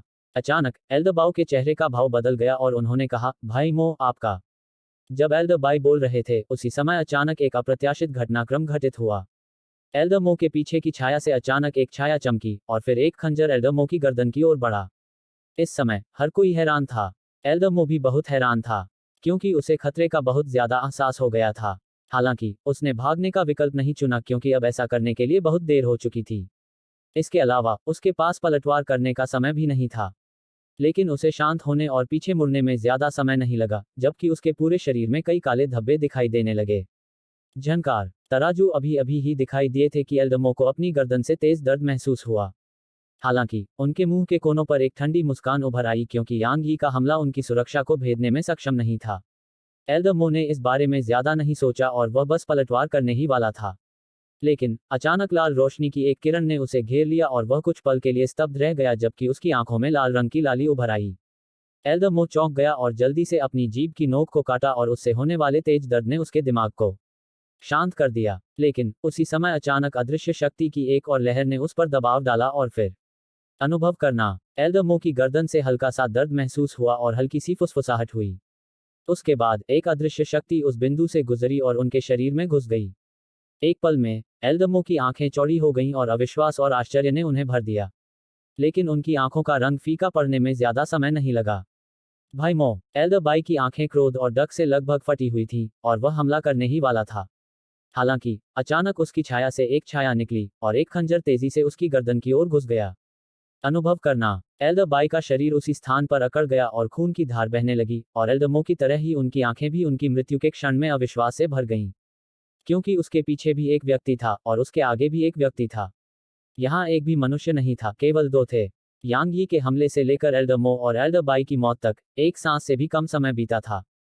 तो यहाँ मौजूद बाकी लोग अभी भी अपने सदमे से उबर नहीं पाए थे। आखिरकार वे तब काफी हैरान रह गए थे जब यहाँ दो इंसान दिखाई दिए थे। लेकिन वे अंत में सर्वोच्च विशेषज्ञ थे, इसलिए उन्हें संभलने में ज्यादा समय नहीं लगा, और फिर उन्होंने यांग ये और यू वयंग पर हमला कर दिया। महल के भीतर शक्तिशाली ऊर्जा की कई लहरें दिखाई दी, जिससे यहाँ की जगह भी हिंसक रूप से कांप उठी। अगर महल को वेल्किन वुल्फ डेमन किंग की ताकत से मजबूत नहीं किया गया होता जो सेंट रियल में था, तो यह बहुत पहले ही टुकड़ों में बिखर गया होता। उनके हमलों के लक्ष्य के रूप में यांग ये और यू वयंग दोनों को इन हमलों की आभा द्वारा बार बार पीछे धकेल दिया गया। लेकिन उन्हें पीछे की ओर बढ़ना बंद करने में ज्यादा समय नहीं लगा, क्योंकि क्वासी शून्य रैंक तलवार की मंशा और क्वासी शून्य रैंक वध की मंशा यांग ये के भीतर से उभर आई थी, और उन्होंने यांग ये और यू वयंग के सामने असंख्य हमलों से आने वाली शक्तिशाली आभा को रोक दिया। इस बीच यांग ये ने अपनी तलवार को घुमाते हुए उग्र रूप से दहाड़ लगाई, और दो प्रकार के अर्ध शून्य रैंक इरादों के साथ परिणामस्वरूप तलवार की ऊर्जा ने सभी आने वाले हमलों को तुरंत नष्ट कर दिया। हालांकि इसके तुरंत बाद वे आगे बढ़ गए। यांग ये ने ठंडी मुस्कान दी, और फिर वह और यू वयंग दोनों ही मौके पर गायब हो गए। उनका गायब होना बहुत ही अजीब था, और ऐसा लग रहा था जैसे वे हवा में उड़ गए हों। अपनी परछाई से सावधान रहो, कुछ विशेषज्ञ उग्रता से चिल्लाए। हालांकि तब भी थोड़ी देर हो चुकी थी। उनमें से एक से तुरंत खून की एक धार निकली, और फिर उस विशेषज्ञ का शरीर धीरे धीरे जमीन पर गिर गया। इस बीच एक और अधेड़ उम्र के व्यक्ति के गले से खून की एक धार निकली। आधे से भी कम समय में 3 शव जमीन पर गिर गए, और फिर वे एल्डर और एल्डर बाई की तरह ही गायब हो गए। इसके अलावा अभी भी और भी लोग मर रहे थे।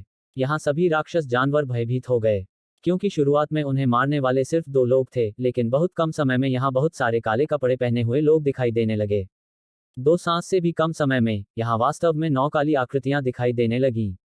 भले ही उन काले फिगर को ट्रैक करना उनके पहले 2 विरोधियों जितना मुश्किल नहीं था, लेकिन वे बहुत कमतर भी नहीं थे।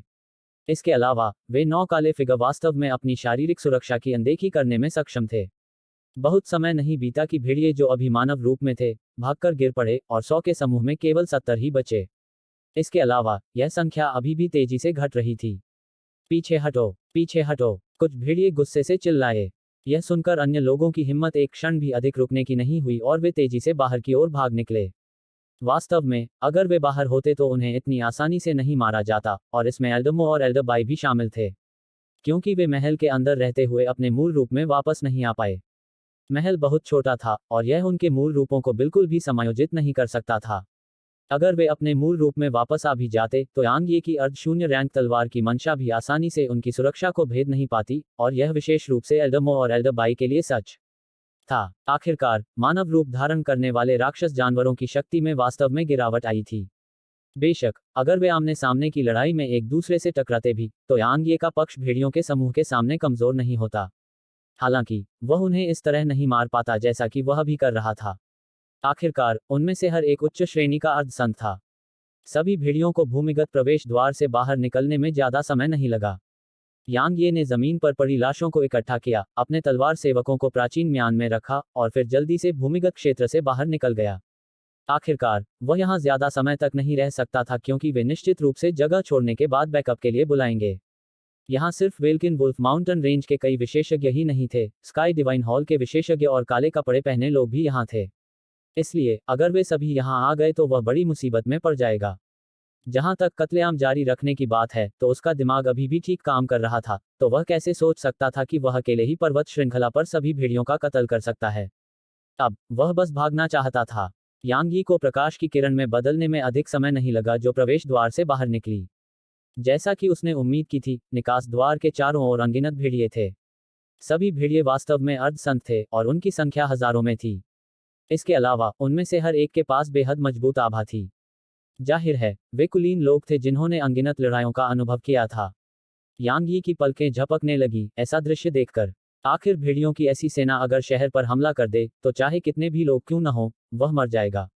मार डालो। अचानक सेना के बीच से किसी ने क्रोध से दहाड़कर कहा।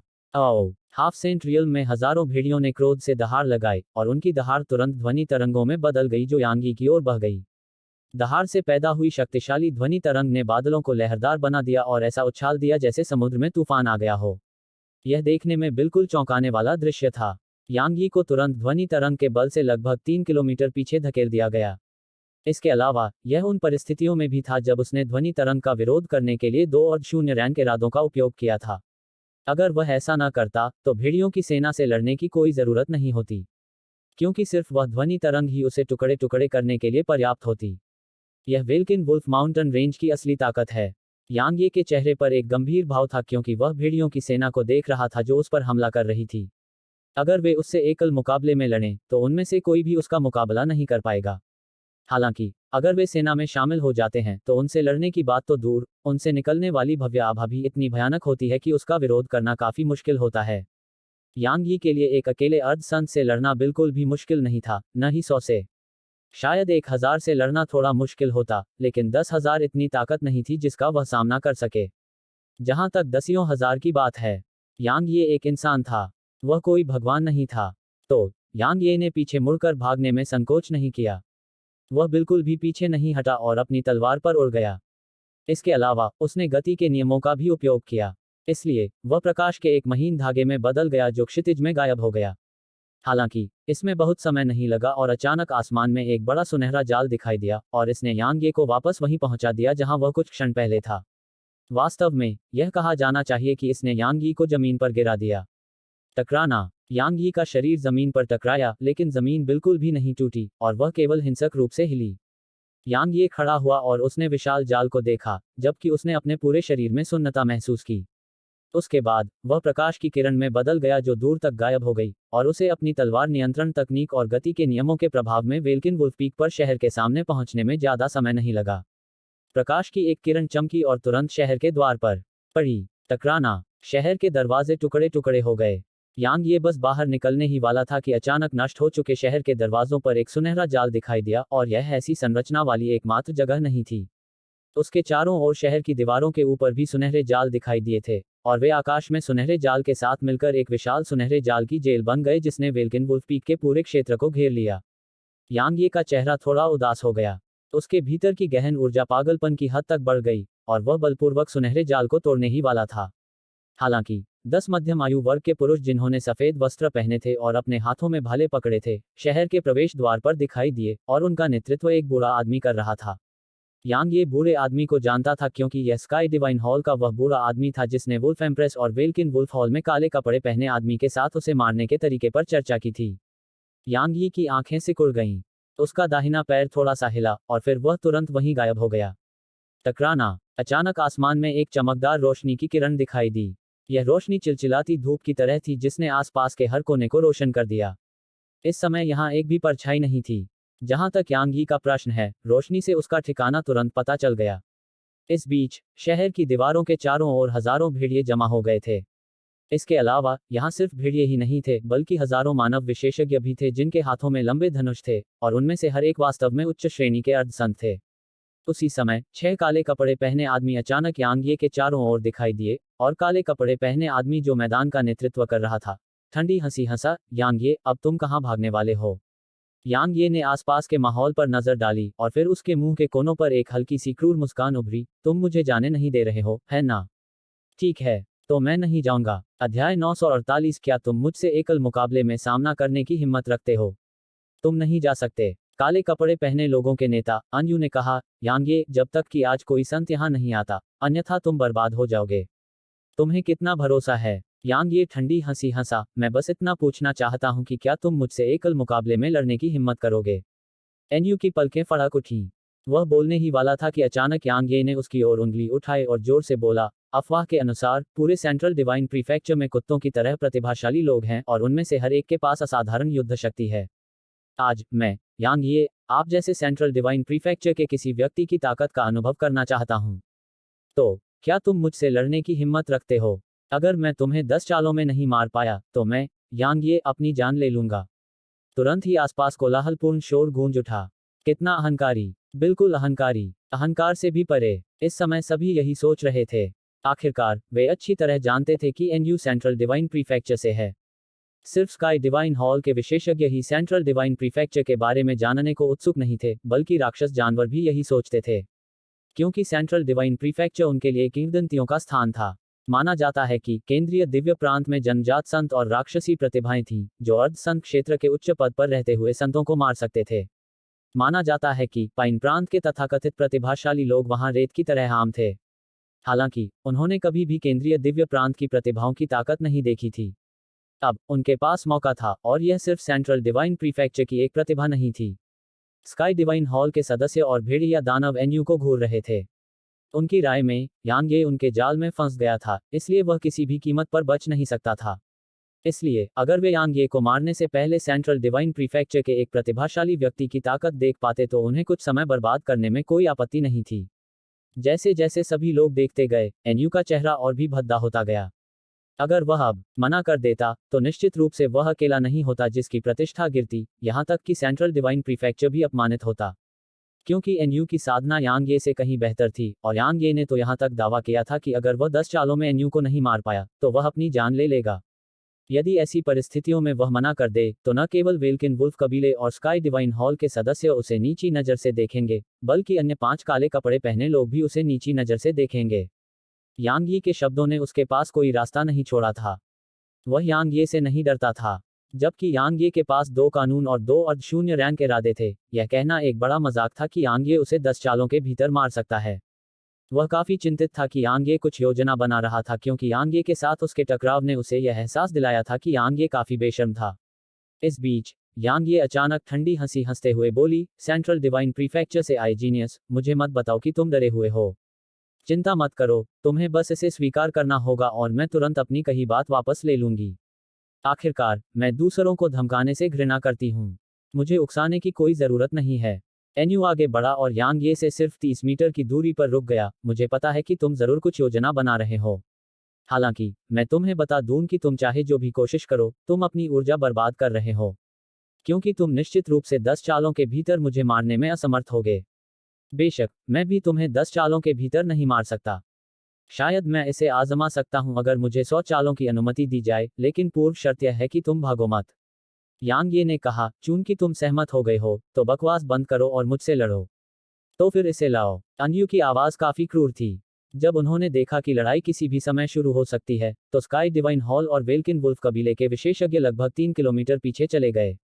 वे दोनों असाधारण विशेषज्ञ थे, इसलिए उनकी लड़ाई का आफ्टरशॉक निश्चित रूप से कमजोर नहीं होगा, और वे इससे प्रभावित नहीं होना चाहते थे। एक बार जब वे सभी पीछे हट गए तो यांग ये ने गहरी सांस ली और उसके चारों ओर 100 तलवारें तैरने लगी, जबकि उसका शरीर तलवारों के साथ ऊपर तैरने लगा। उसके बाद उसके भीतर से भयानक तलवार की भावना की एक किरण निकली और तुरंत उन तलवारों के चारों ओर लिपट गई। तलवार की भावना ने तलवारों को ऐसा बना दिया मानो वे जीवित हो गई हों, और वे सभी हिंसक रूप से हिलने लगी, जबकि उनके आसपास का स्थान भी लगातार हिल रहा था। यह एक चौंकाने वाला दृश्य था। स्काई डिवाइन हॉल और वेल्किन वुल्फ कबीले के विशेषज्ञों ने अपने चेहरों पर गंभीर भाव प्रकट किए। एनयू की अभिव्यक्ति भी थोड़ी गंभीर हो गई, क्योंकि यांग ये स्पष्ट रूप से किसी प्रकार की दुर्जय तलवार चाल को अंजाम देने वाला था। इसलिए जो यांग ये का सामना कर रहा था, वह स्वाभाविक रूप से यांग ये को कम नहीं आंकेगा या लापरवाही से काम नहीं करेगा। मेरा यह हमला। अचानक यांग ये हवा में तैरते हुए बोला, मेरे इस हमले को सभी देवताओं की मृत्यु कहा जाता है। यह मेरे प्राचीन तलवार स्कूल के संस्थापक पूर्वज द्वारा बनाया गया था, और इसमें संतों का वध करने की शक्ति है। यांग ये की बात सुनकर सभी दर्शकों के चेहरे बदल गए। आखिरकार प्राचीन तलवार स्कूल के संस्थापक पूर्वज एक विशेषज्ञ थे, जिन्होंने संत दायरे को पार कर लिया था। क्या संत दायरे को पार करने वाले अस्तित्व द्वारा बनाई गई तकनीक कमजोर होगी? यह कम से कम दिव्य रैंक पर तो होगी। इसलिए जब उन्हें एहसास हुआ कि वे 1 किलोमीटर पीछे चले गए हैं, क्योंकि वे आफ्टरशॉक से बिल्कुल डरे हुए थे। इसके अलावा कुछ मानव विशेषज्ञों ने अपने चारों ओर गहरी ऊर्जा अवरोध भी बनाए, जबकि कुछ ने खुद को बचाने के लिए रक्षात्मक खजाने भी वापस ले लिए। ऐसा नहीं था कि वे कायर थे, ऐसा इसलिए था क्योंकि वे यांग ये की ताकत से स्पष्ट रूप से वाकिफ थे। किसी और बात का जिक्र न करें, सिर्फ उसकी अर्धशून्य रैंक तलवार की मंशा ही उन्हें उसे गंभीरता से लेने के लिए पर्याप्त थी। एन्यू का चेहरा पूरी तरह से गंभीर हो गया। उसने अपने हाथ ऊपर उठाए और फिर उसकी हथेलियों पर 2 काले भंवर दिखाई दिए। जैसे ही वे वहां दिखाई दिए, उसके आसपास का स्थान भी वास्तव में विकृत होने लगा। इसकी आभा यांग यी के हमले से बिल्कुल भी कम नहीं थी। मैं तुम्हें सिर्फ एक झटके में मार डालूंगा। इस बीच यांग ये ने उग्रता से दहाड़ लगाई और यह एक वज्रपात की तरह गूंज उठा जिसने सभी दर्शकों के दिल और कानों को हिला दिया। उसके बाद उन्होंने देखा कि यांग ये के चारों ओर की तलवारें अचानक प्रकाश की अनगिनत किरणें छोड़ रही थीं, और वे एक चिलचिलाती धूप की तरह लग रही थी जिसने तुरंत पूरे आकाश और शहर के द्वारों को ढक लिया। इसके अलावा उसकी शक्तिशाली तलवार की नीयत इतनी तेज थी कि कुछ तुलनात्मक रूप से कमजोर राक्षस जानवर और साधक सीधे उस पर देखने की हिम्मत भी नहीं कर पाए। सभी दर्शक इस दृश्य को देखकर स्तब्ध रह गए और वे जल्दी से लगभग 1 किलोमीटर पीछे चले गए। आन्यू की पुतलियां थोड़ी सिकुड़ गईं और उसकी हथेलियों में भंवर तेजी से घूमने लगे। बेशक यांग ये द्वारा प्रकट की गई तलवार की ऊर्जा शक्तिशाली थी, लेकिन यह उन्हें ऐसा करने के लिए पर्याप्त नहीं थी।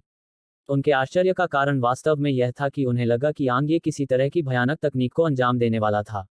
मार डालो। इस बीच यांग ये की उग्र दहाड़ चमकदार तलवार ऊर्जा के बीच गूंज उठी और फिर प्रकाश की अनगिनत किरणें अनयू की ओर बढ़ीं और तुरंत उसके सामने आ गईं। उनका सामना करते समय अनयू लापरवाही से काम करने की हिम्मत कैसे कर सकता था। उसने तुरंत उन भंवरों को पकड़ लिया और उन्हें अपने सामने की जगह की ओर पटक दिया। 2 बेहद भयानक चूषण बल अचानक भंवरों से निकले और उन्होंने तुरंत तलवार की ऊर्जा को चूस लिया। बस कुछ ही समय में सारी तलवार ऊर्जा खत्म हो गई। बस इतना ही। यहाँ हर कोई काफी हैरान था। डेथ ऑफ ऑल गॉड्स की तकनीक में बस यही था। यह प्राचीन तलवार स्कूल के संस्थापक पूर्वज द्वारा बनाई गई दिव्य रैंक तकनीक है। इसकी ताकत की सीमा यही है। वे सभी हैरान थे और उन्होंने यांग ये की ओर देखा। हालांकि वह जगह जहां वह अभी खड़ा था पूरी तरह से खाली थी। टकराना। अचानक दूर से शहर के द्वारों से एक बहुत बड़ा विस्फोट हुआ। उन्होंने देखा कि यांग ये अचानक वहां प्रकट हो गया था। इसके अलावा शहर के द्वारों को ढकने वाले सुनहरे जाल में वास्तव में कई दरारें थीं। अरे, हमें बेवकूफ बनाया गया है। यह एक मनोरंजन था। स्काई डिवाइन हॉल से सफेद वस्त्र पहने बूढ़े व्यक्ति की आवाज गूंजी। एक पल में यहां मौजूद सभी साधक और राक्षस जानवर अपने सदमे से उबर गए और फिर उनके भीतर तुरंत क्रोध उमड़ पड़ा। आखिरकार यांग ये ने उनके साथ बंदरों की तरह खेला था।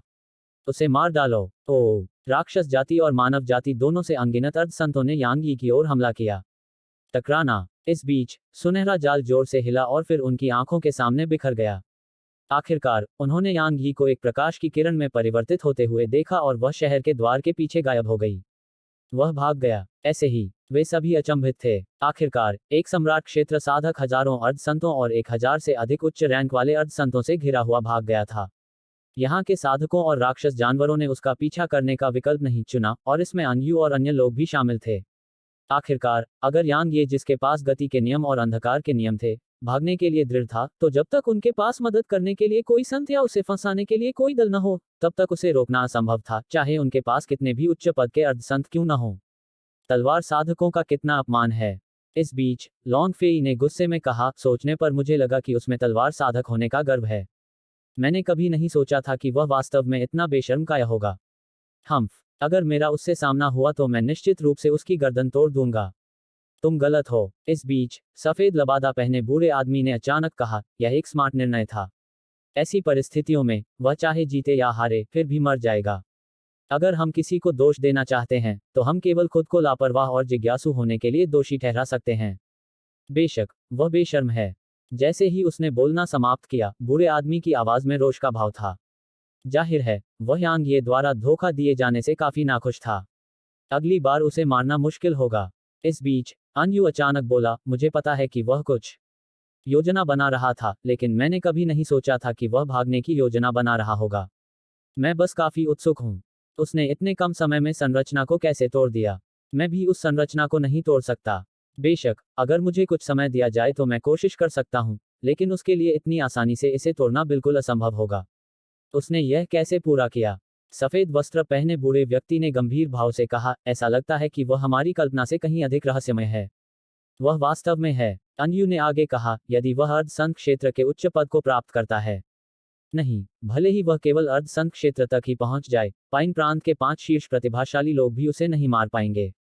उस समय आपके प्रांत में केवल 5 शीर्ष प्रतिभाशाली लोग नहीं होंगे, बल्कि 6 होंगे। कितनी अफसोस की बात है। बूढ़े आदमी ने कहा, अगर हम पहले ही उस पर हमला कर देते तो वह निश्चित रूप से मर जाता। कितनी बर्बादी, अफसोस। एनयू ने अपना सिर थोड़ा हिलाया और अपना दाहिना हाथ हिलाया। आसमान में जो रोशनी पहले से ही मंद पड़ने लगी थी, वह तुरंत ही बिखर गई और आसपास का माहौल सामान्य हो गया। चलो ग्रैंड हॉल में चलते हैं और चर्चा करते हैं कि हमें आगे क्या करना चाहिए। सफेद वस्त्र पहने बूढ़े व्यक्ति ने सिर हिलाया और बोलने ही वाला था, लेकिन अचानक कुछ अप्रत्याशित घटित हुआ। अनयू के पीछे की परछाई अचानक से हिलने लगी। अनयू ने इसे नोटिस किया और उसे यह समझने में कोई परेशानी नहीं हुई कि यह कौन था। अनयू भयभीत हो गया क्योंकि उसने स्पष्ट रूप से यांग ये के वापस आने की उम्मीद नहीं की थी। उसके हाथ में भंवर अभी अभी दिखाई ही दिया था कि एक खंजर उसकी गर्दन पर आकर रुक गया। उसके बाद यांग ये की आवाज गूंजी, मैंने तुमसे कहा था कि मैं तुम्हें 10 चालों में मार डालूंगा, मैं अपनी बात से कैसे मुकर सकता हूं। दुर्भाग्य से तुम बहुत कमजोर हो और मुझे 10 चालों का उपयोग करने की आवश्यकता नहीं है। सिर्फ 2 चालें ही काफी होंगी। अध्याय 949 मरो। जैसे ही यांग ये ने बोलना समाप्त किया, अनयू की गर्दन से खून की धार बह निकली और फिर उसका शरीर अकड़ गया और उसकी आंखें चौड़ी हो गईं। उसकी आंखों में अविश्वास और पछतावा था। उसने उम्मीद नहीं की थी कि यांग ये जो बड़ी मुश्किल से बचकर भागा था, वास्तव में वापस आएगा और उसे पहले मार भी देगा। उसकी आंखों की रोशनी कम होने में ज्यादा समय नहीं लगा। अनयू को मारने के बाद यांग ये नहीं रुका। उसने तुरंत अनयू की लाश को प्राचीन म्यान में रख दिया और फिर उसने अन्य 5 काले कपड़े पहने लोगों पर हमला कर दिया। वे अचानक पकड़े गए और उनमें से 2 तुरंत मारे गए, जबकि शेष 3 तलवार सेवकों द्वारा मारे गए, जिन्हें यांगी ने उन्हें मारने के लिए भेजा था। यह सब कुछ एक पल में घटित हुआ। यांगी के यहाँ प्रकट होने के बाद से 2 सांस से भी कम समय बीता था और 6 काले कपड़े पहने लोग मर गए। दूसरे शब्दों में, यहाँ के अधिकांश लोग अभी भी अपने सदमे से उबर नहीं पाए थे। फिर भी अनयू और अन्य लोगों का सफाया हो गया था। जब उसने उनकी लाशों को प्राचीन म्यान में रखा, तो यांग यी की आकृति चमक उठी और एक प्रकाश किरण में परिवर्तित हो गई जो शहर से बाहर तक फैल गई।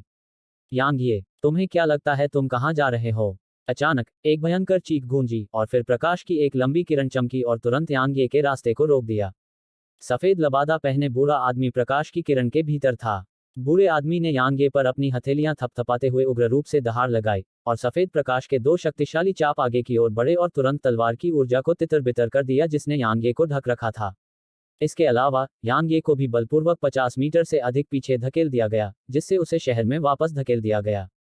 आओ। इस बीच शहर में मौजूद हजारों अर्धसंत क्षेत्र के राक्षस भेड़ियों ने एक साथ उग्रता से चीखना शुरू कर दिया और एक भौतिक ध्वनि तरंग एक बवंडर में बदल गई जो यांग ये की ओर बह गई। इसके अलावा ध्वनि तरंग के पीछे अनगिनत भेड़िए हवा में उछले और यांग ये की ओर बढ़े।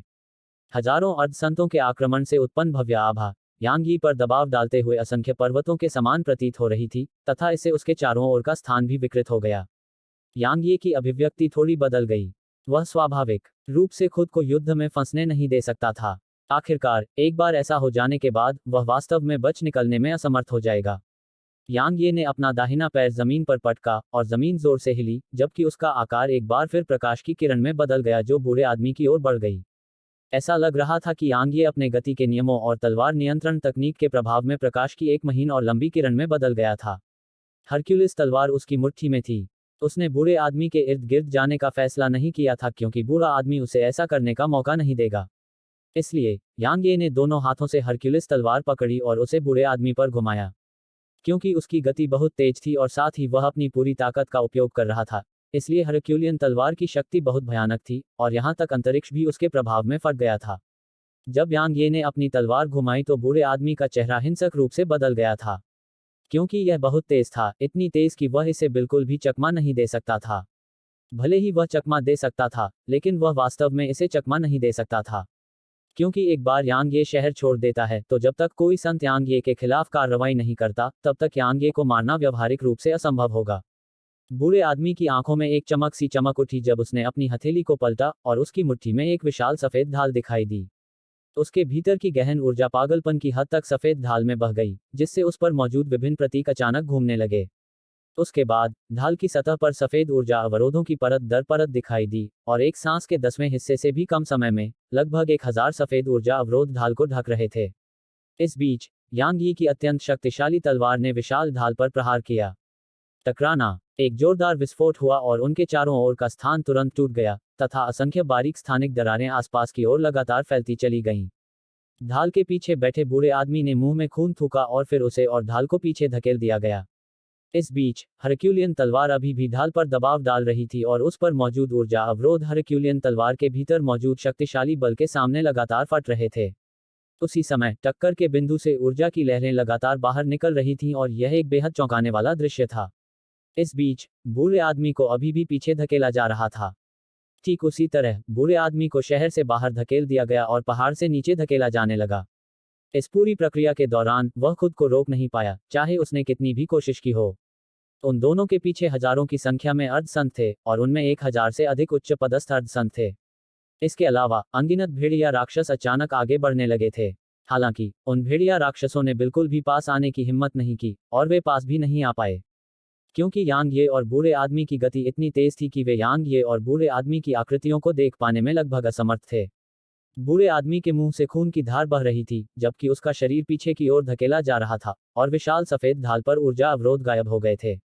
यांग ये की हरक्यूलियन तलवार ढाल पर दबाव डाल रही थी और इसलिए बूढ़े आदमी द्वारा सहन किया गया बल और भी मजबूत हो गया था, इसलिए उसके हाथ भी फटने लगे थे।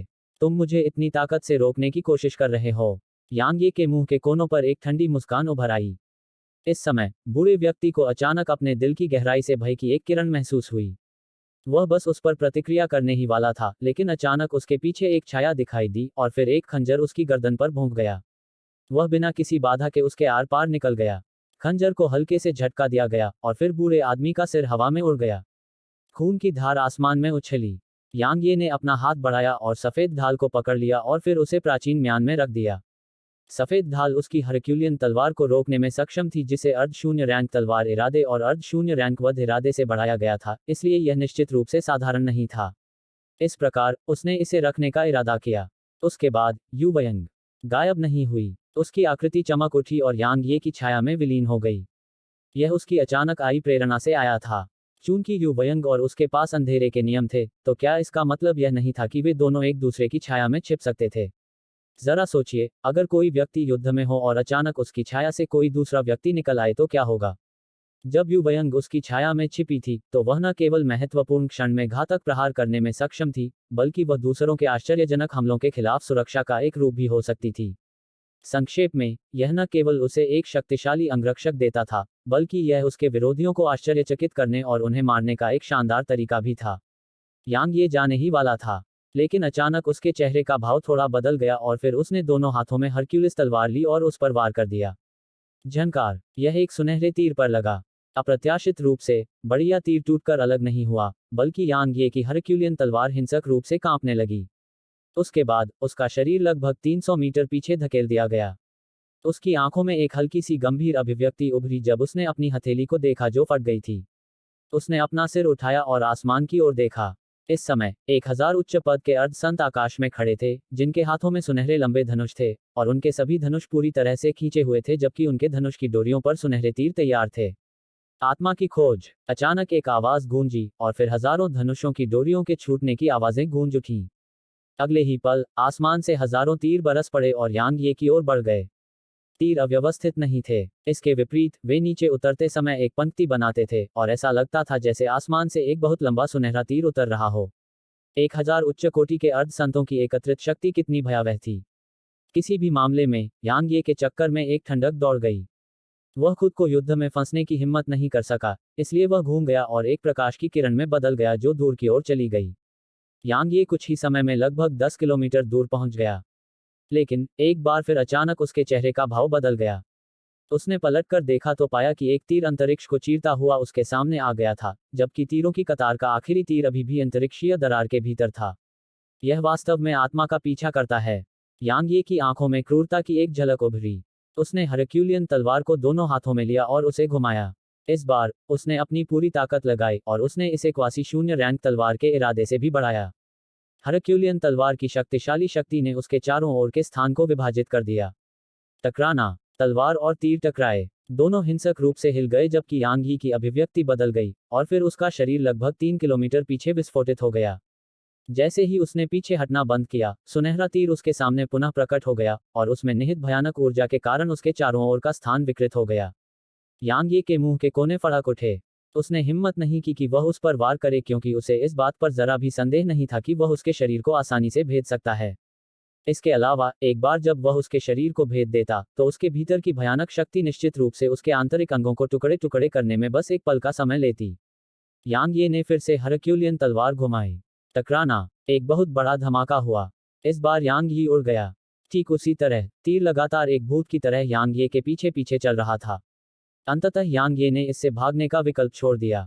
उसके चेहरे पर एक क्रूर आभा उभरी जब उसने तीर को देखा जो फिर से उसके सामने आ गया था, और फिर उसने अपनी बाईं हथेली को पलटा।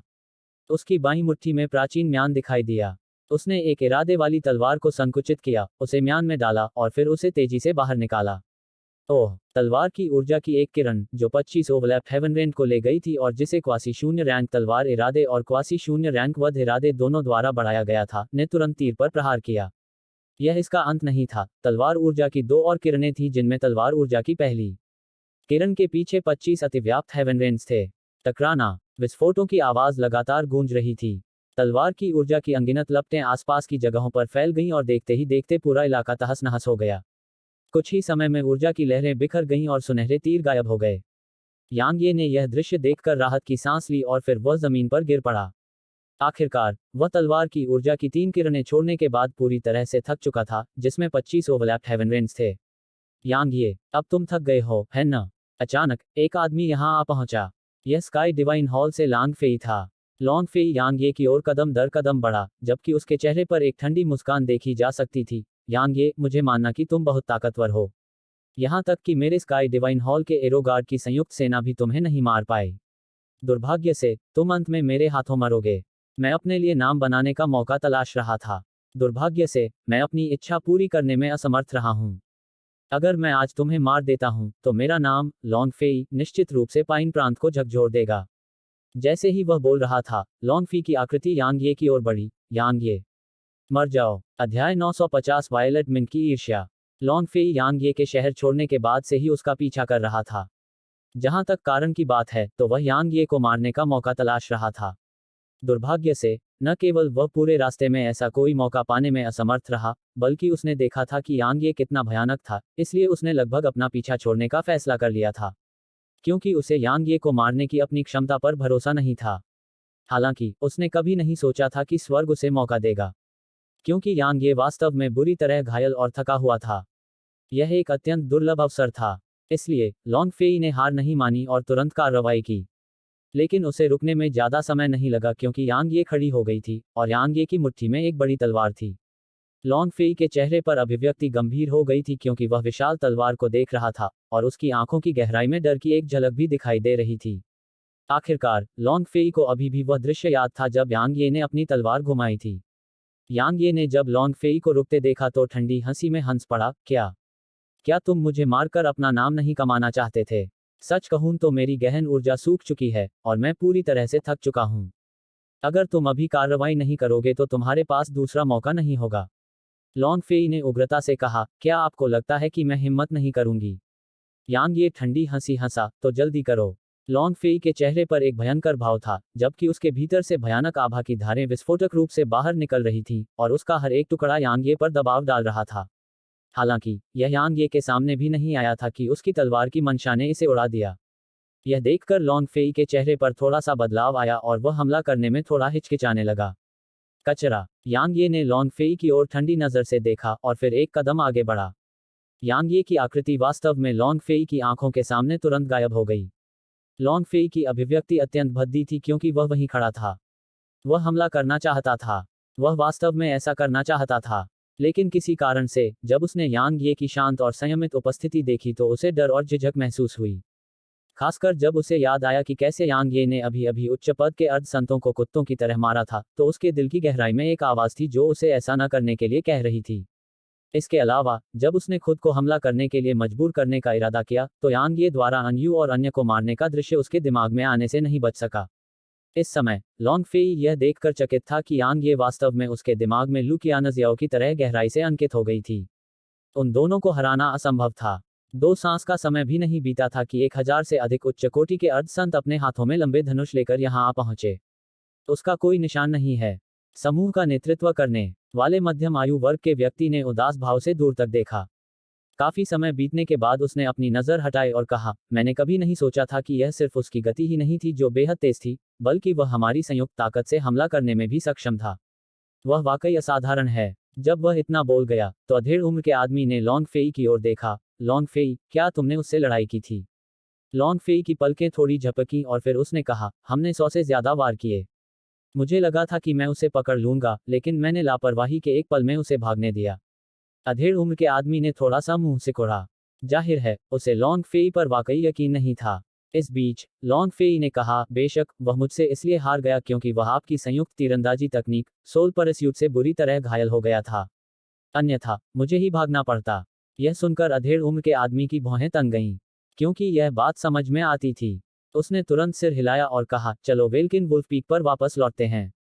दिव्य हॉल जल्द ही एक स्वर्ण वस्त्रधारी संरक्षक भेजेगा। एक स्वर्ण वस्त्रधारी संरक्षक? लॉन्ग फेई अनायास ही चिल्ला उठी, एक संत। हमारा दिव्य सदन एक संत भेज रहा है। अधेड़ उम्र के व्यक्ति ने थोड़ा सिर हिलाया और कहा, ओशन ऑफ क्लाउड्स अकादमी का विनाश बहुत बड़ा निहितार्थ रखता है, और यह हमारे स्काई डिवाइन हॉल के लिए बेहद महत्वपूर्ण है।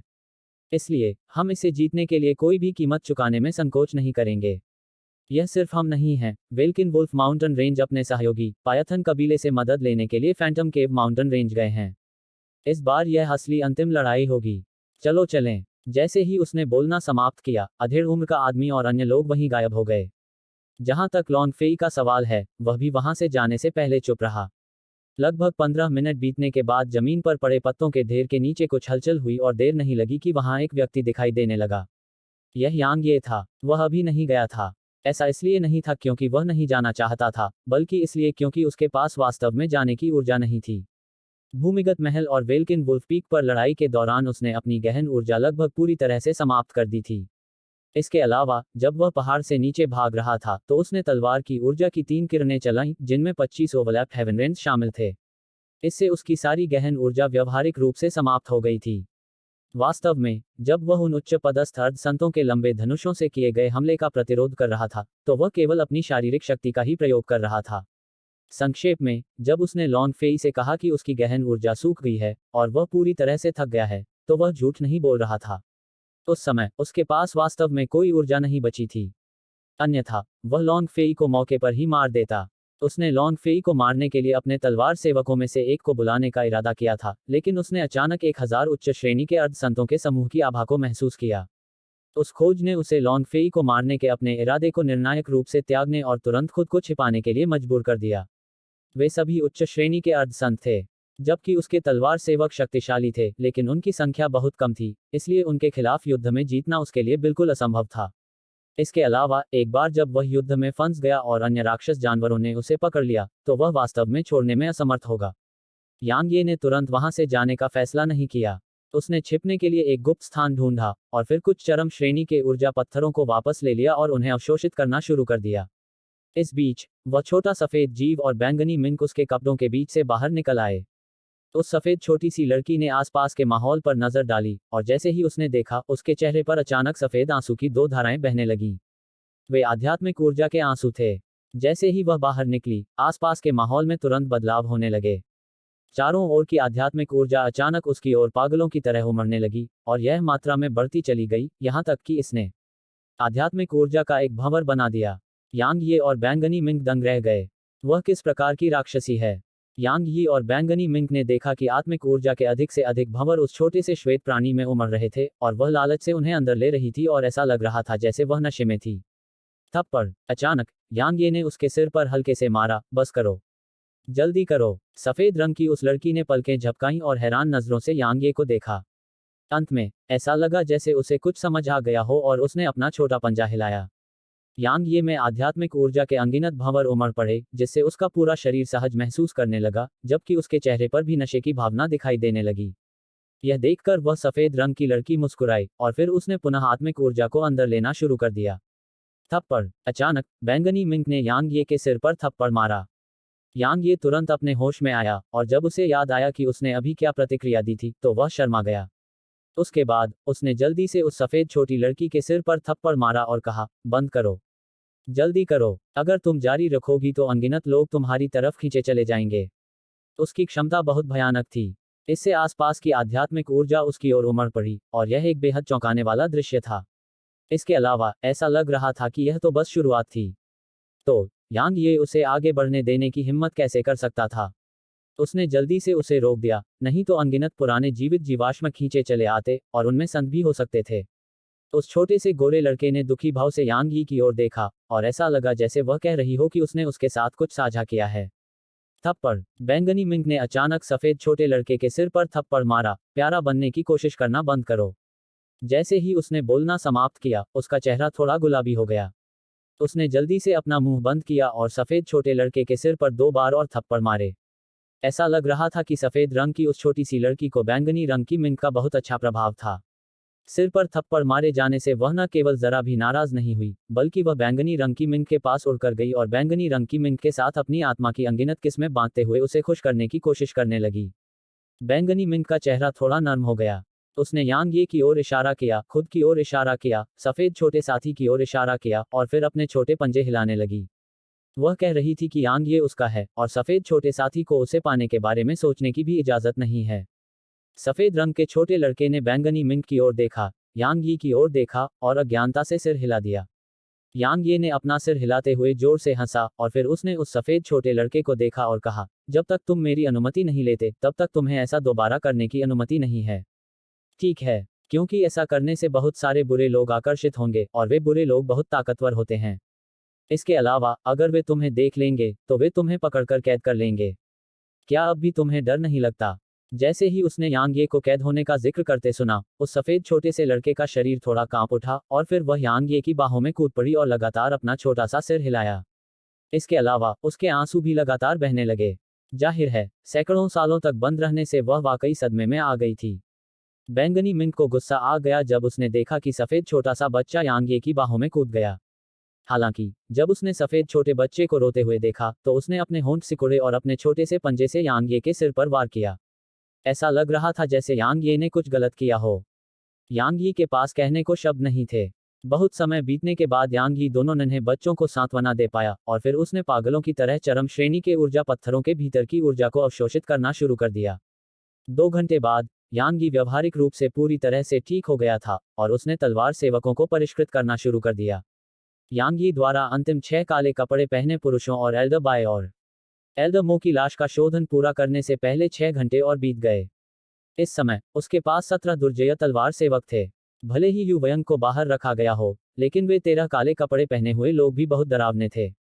क्योंकि अगर उसने क्षय के नियमों और तलवार के क्षेत्र का उपयोग नहीं किया होता, तो वह भी आमने सामने की टक्कर में उनकी संयुक्त सेना को नहीं हरा सकता था। उनके अलावा, एल्डर मो और एल्डर बाई भी बहुत शक्तिशाली थे। क्योंकि यांग ये ने देखा कि अपने मूल रूप में लौटने पर उनकी रक्षात्मक क्षमताएं सोने के कपड़े पहने हुए आदमी से बिल्कुल भी कम नहीं थीं। तो यांग ये का समूह अब बेहद भयानक सीमा तक मजबूत था।